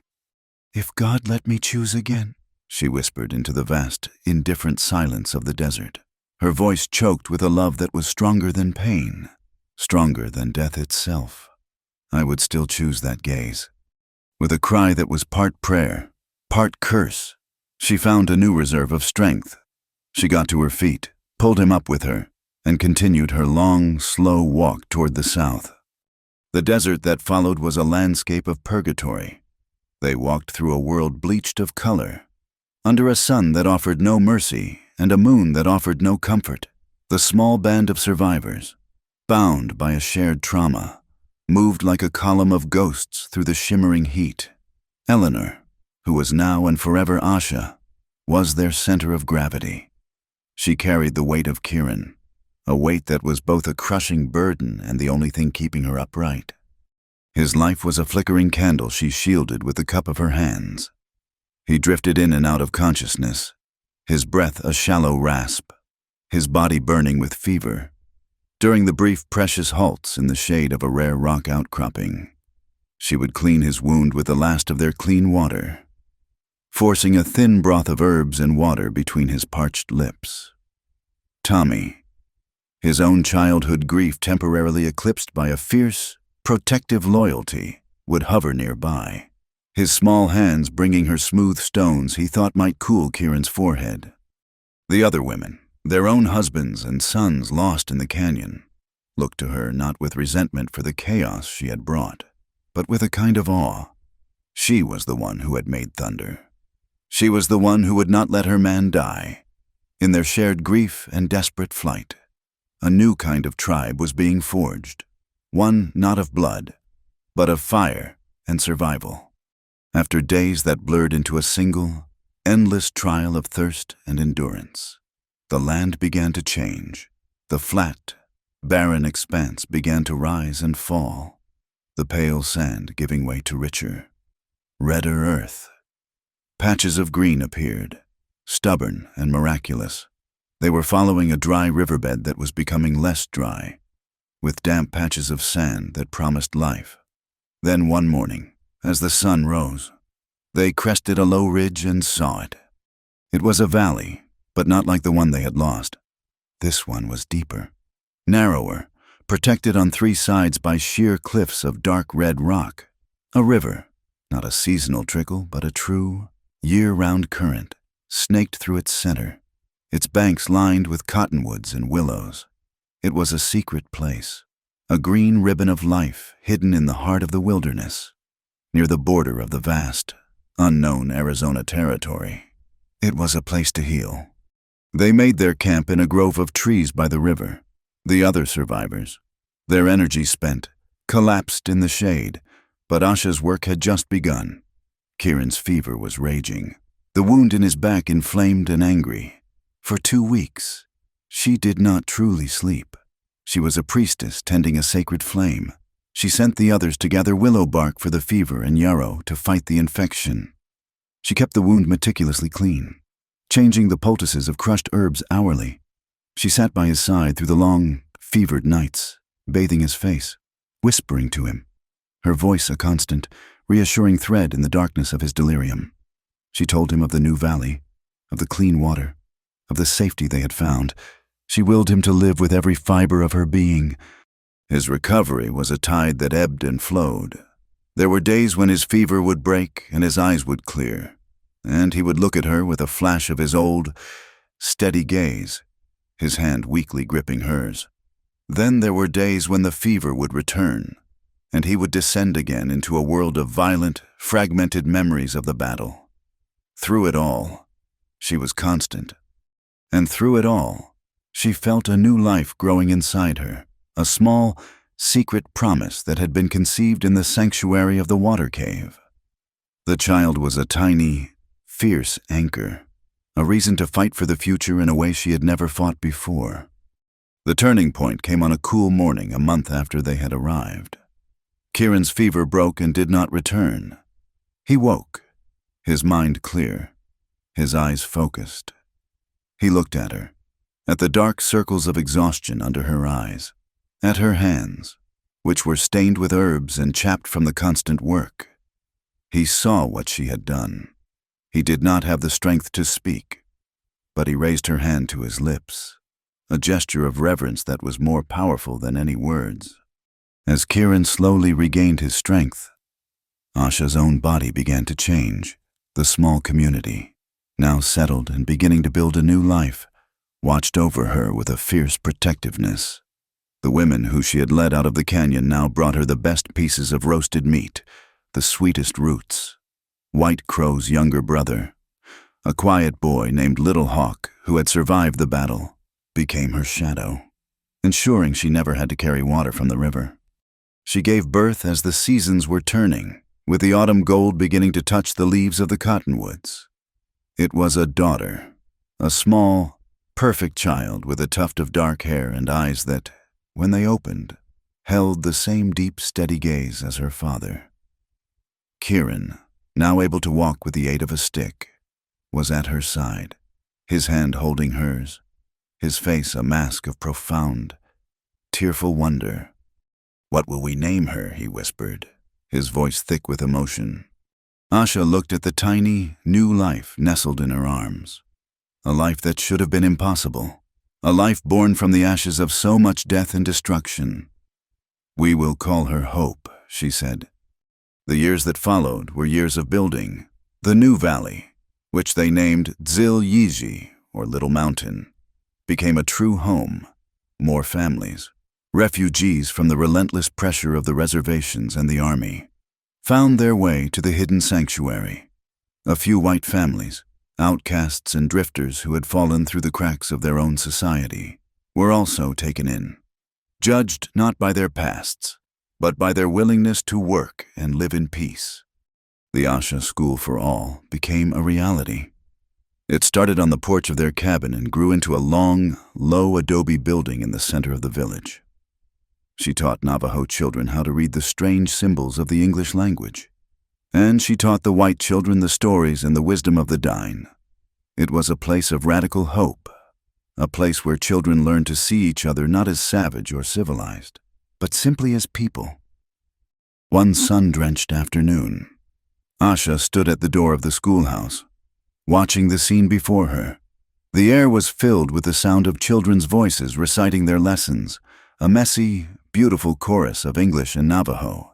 Her daughter, Hope, now a sturdy 4-year-old, was playing by the riverbank with Tommy, who at 13 was a tall, capable young man, their laughter carrying on the breeze. Across the field, Kieran was planting corn, his movement strong and sure, his back straight and healed. He was no longer just a warrior. He was a farmer, a father, a leader, a man at peace with the earth. He looked up and saw her watching, and his face broke into a slow, warm smile that was still, after all these years, a gift she treasured. That evening, as the sun set, painting the canyon walls in strokes of orange and purple. She sat outside their cabin, her old leather-bound journal open on her lap. The book was a relic of another life, its pages filled with the elegant, sad script of a woman she barely remembered.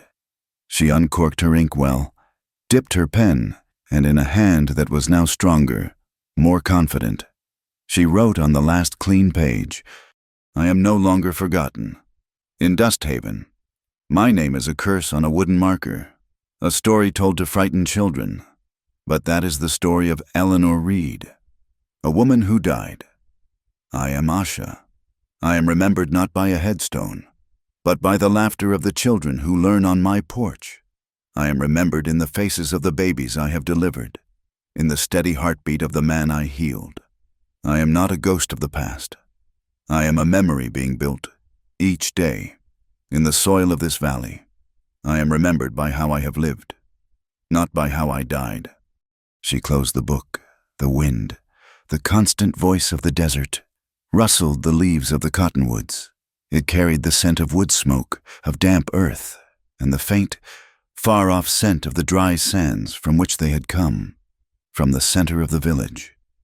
She could hear the soft, rhythmic beat of a drum, a sound not of war, but of community, of life. Kieran came and sat beside her, his arms circling her shoulders, pulling her close. They sat in a comfortable silence, watching the first stars appear in the darkening sky. "The world we came from is gone," she said softly. He was quiet for a long time, listening to the wind. "The world is not gone," he said finally, his voice a low, steady rumble that seemed to come from the earth itself. "It has only changed." He turned his steady gaze to the vast, open desert beyond their peaceful valley. "This wind," he said, his voice filled with a deep, unbreakable conviction. "If you listen closely, it still carries the words of those who did not surrender. 20 years. It is long enough for a secret valley to become a home, for a newborn's cry to deepen into a woman's voice, and for a story to steep in memory until it is ready to be told." The world outside had changed in ways the people of Dil Yiji could only guess at. The iron horse now screamed across lands that had once known only the whisper of the wind, and new towns with new names sprouted like aggressive weeds. But in the valley, time moved differently, measured not by the ticking of a clock, but by the turning of the seasons and the slow, steady rhythm of a life hard won. Hope sat at the heavy pine desk her father had made, the same desk where her mother had taught a generation of children to read. The afternoon sun filtered through the open doorway of the schoolhouse, laid a warm, golden bar across the pages of her manuscript. Her pen, a simple steel nib dipped in an inkwell, moved steadily across the paper. She was not merely writing words. She was giving voice to ghosts, piecing together a history from the quiet evening talks with her mother, the rare, profound stories told by her father, and the vivid, boyish memories of her brother, Tommy. She paused and looked out at the valley. Her mother, Asha, was in the herb garden, her hair a cascade of silver in the sunlight, her movements slow but sure as she gathered leaves of sage. The years had softened the sharp lines of pain in her face, leaving behind a deep, abiding peace. She was the heart of their community, the healer, the matriarch whose wisdom was sought by all. The woman who had once been a forgotten widow named Eleanor Reed was now a living legend, her story a quiet river that fed the roots of their hidden world. Her father, Kieran, was mending a fence near the cornfield. His back, once shattered by a rifle ball, was straight and strong. The scars he carried, both visible and hidden, were not marks of defeat, but testaments to his endurance. He moved with the same quiet grace she had heard described in 100 stories, but the fierce, solitary fire of the renegade had been banked, transformed into the steady, protective warmth of a patriarch. He was the valley's shield, its history, its unyielding spirit, his steady gaze, the one that had captured her mother's soul, now held the gentle light of a long and cherished love. Hope dipped her pen again, the scratching sound a small, lonely noise in the quiet schoolhouse. She was writing the chapter about Mesa Ridge, trying to capture the impossible courage of a people who had chosen to fight for their home rather than fade into the dust. She thought of the journey she had taken there with her parents and Tommy just last year. They had ridden for 3 days to reach the sacred, windswept place.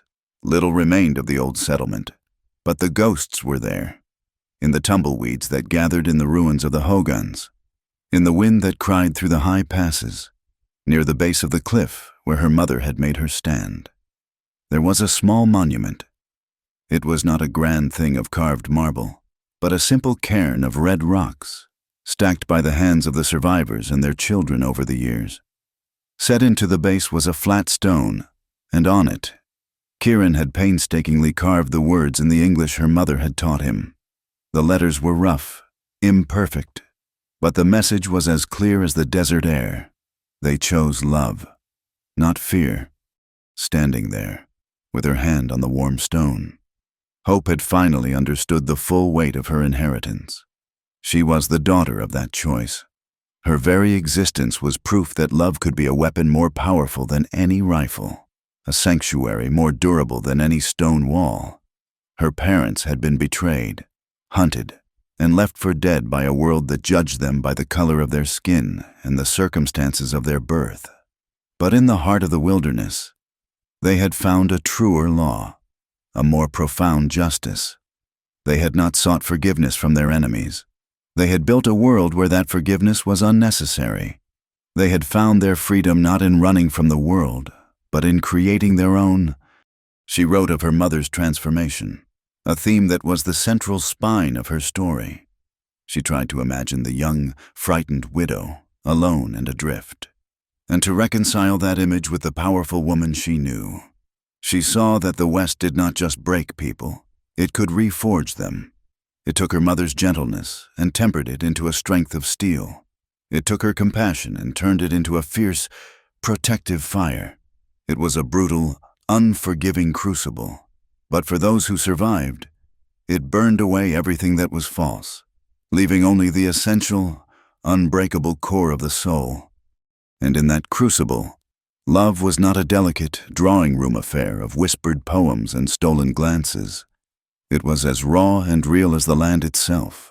It was the taste of shared water from a single canteen, the warmth of a body next to yours on a cold desert night, the silent, unspoken promise in a steady gaze across a battlefield. It was a love that was intertwined with freedom, with survival, with the sweat and dust and blood of a life lived on the very edge of existence. It was not pretty. It was beautiful. Tommy, now a man of 33, was their link to the world beyond the valley. He was a trader, a scout, a diplomat who moved between the shrinking native lands and the ever-expanding world of the Americans. His face was a handsome blend of his white heritage and the indelible stamp of his Navajo upbringing. He could sit and talk treaty terms with an army colonel one day and track a deer for 3 days in the wilderness the next. He was the bridge his parents had always hoped he would be, a man who belonged to 2 worlds and was a master of both. He was the one who brought them news, who warned them of encroaching dangers, and who ensured that the story of Zil-Yiji was a whisper, not a shout, a place that remained a haven because the outside world believed it to be empty. Hope finished her page and set the pen down. The story was almost complete. It was a story of tragedy, of violence, of profound loss, but it was not a sad story. It was a testament to the enduring power of the human spirit to create beauty in the midst of ugliness, to build a home in the heart of desolation. Her final message, the one she was trying to capture in these last few pages, was the simplest one of all. It was the truth her parents had lived, the truth that had given her life. When people stripped away the labels of race, of past, of sin and station, and dared to look at each other, truly look, they did not find an enemy or a savage or a traitor. They found a reflection of their own humanity. They found the possibility of forever. She rose from the desk and walked to the doorway. Leaning against the warm adobe frame, the sun was touching the rim of the western canyon, and the valley was awash in the soft, golden light of evening. The children were being called home, their voices echoing in the clear air. She saw her father walk over to her mother in the garden. He took the basket from her hands and brushed a stray silver hair from her cheek. They stood for a moment.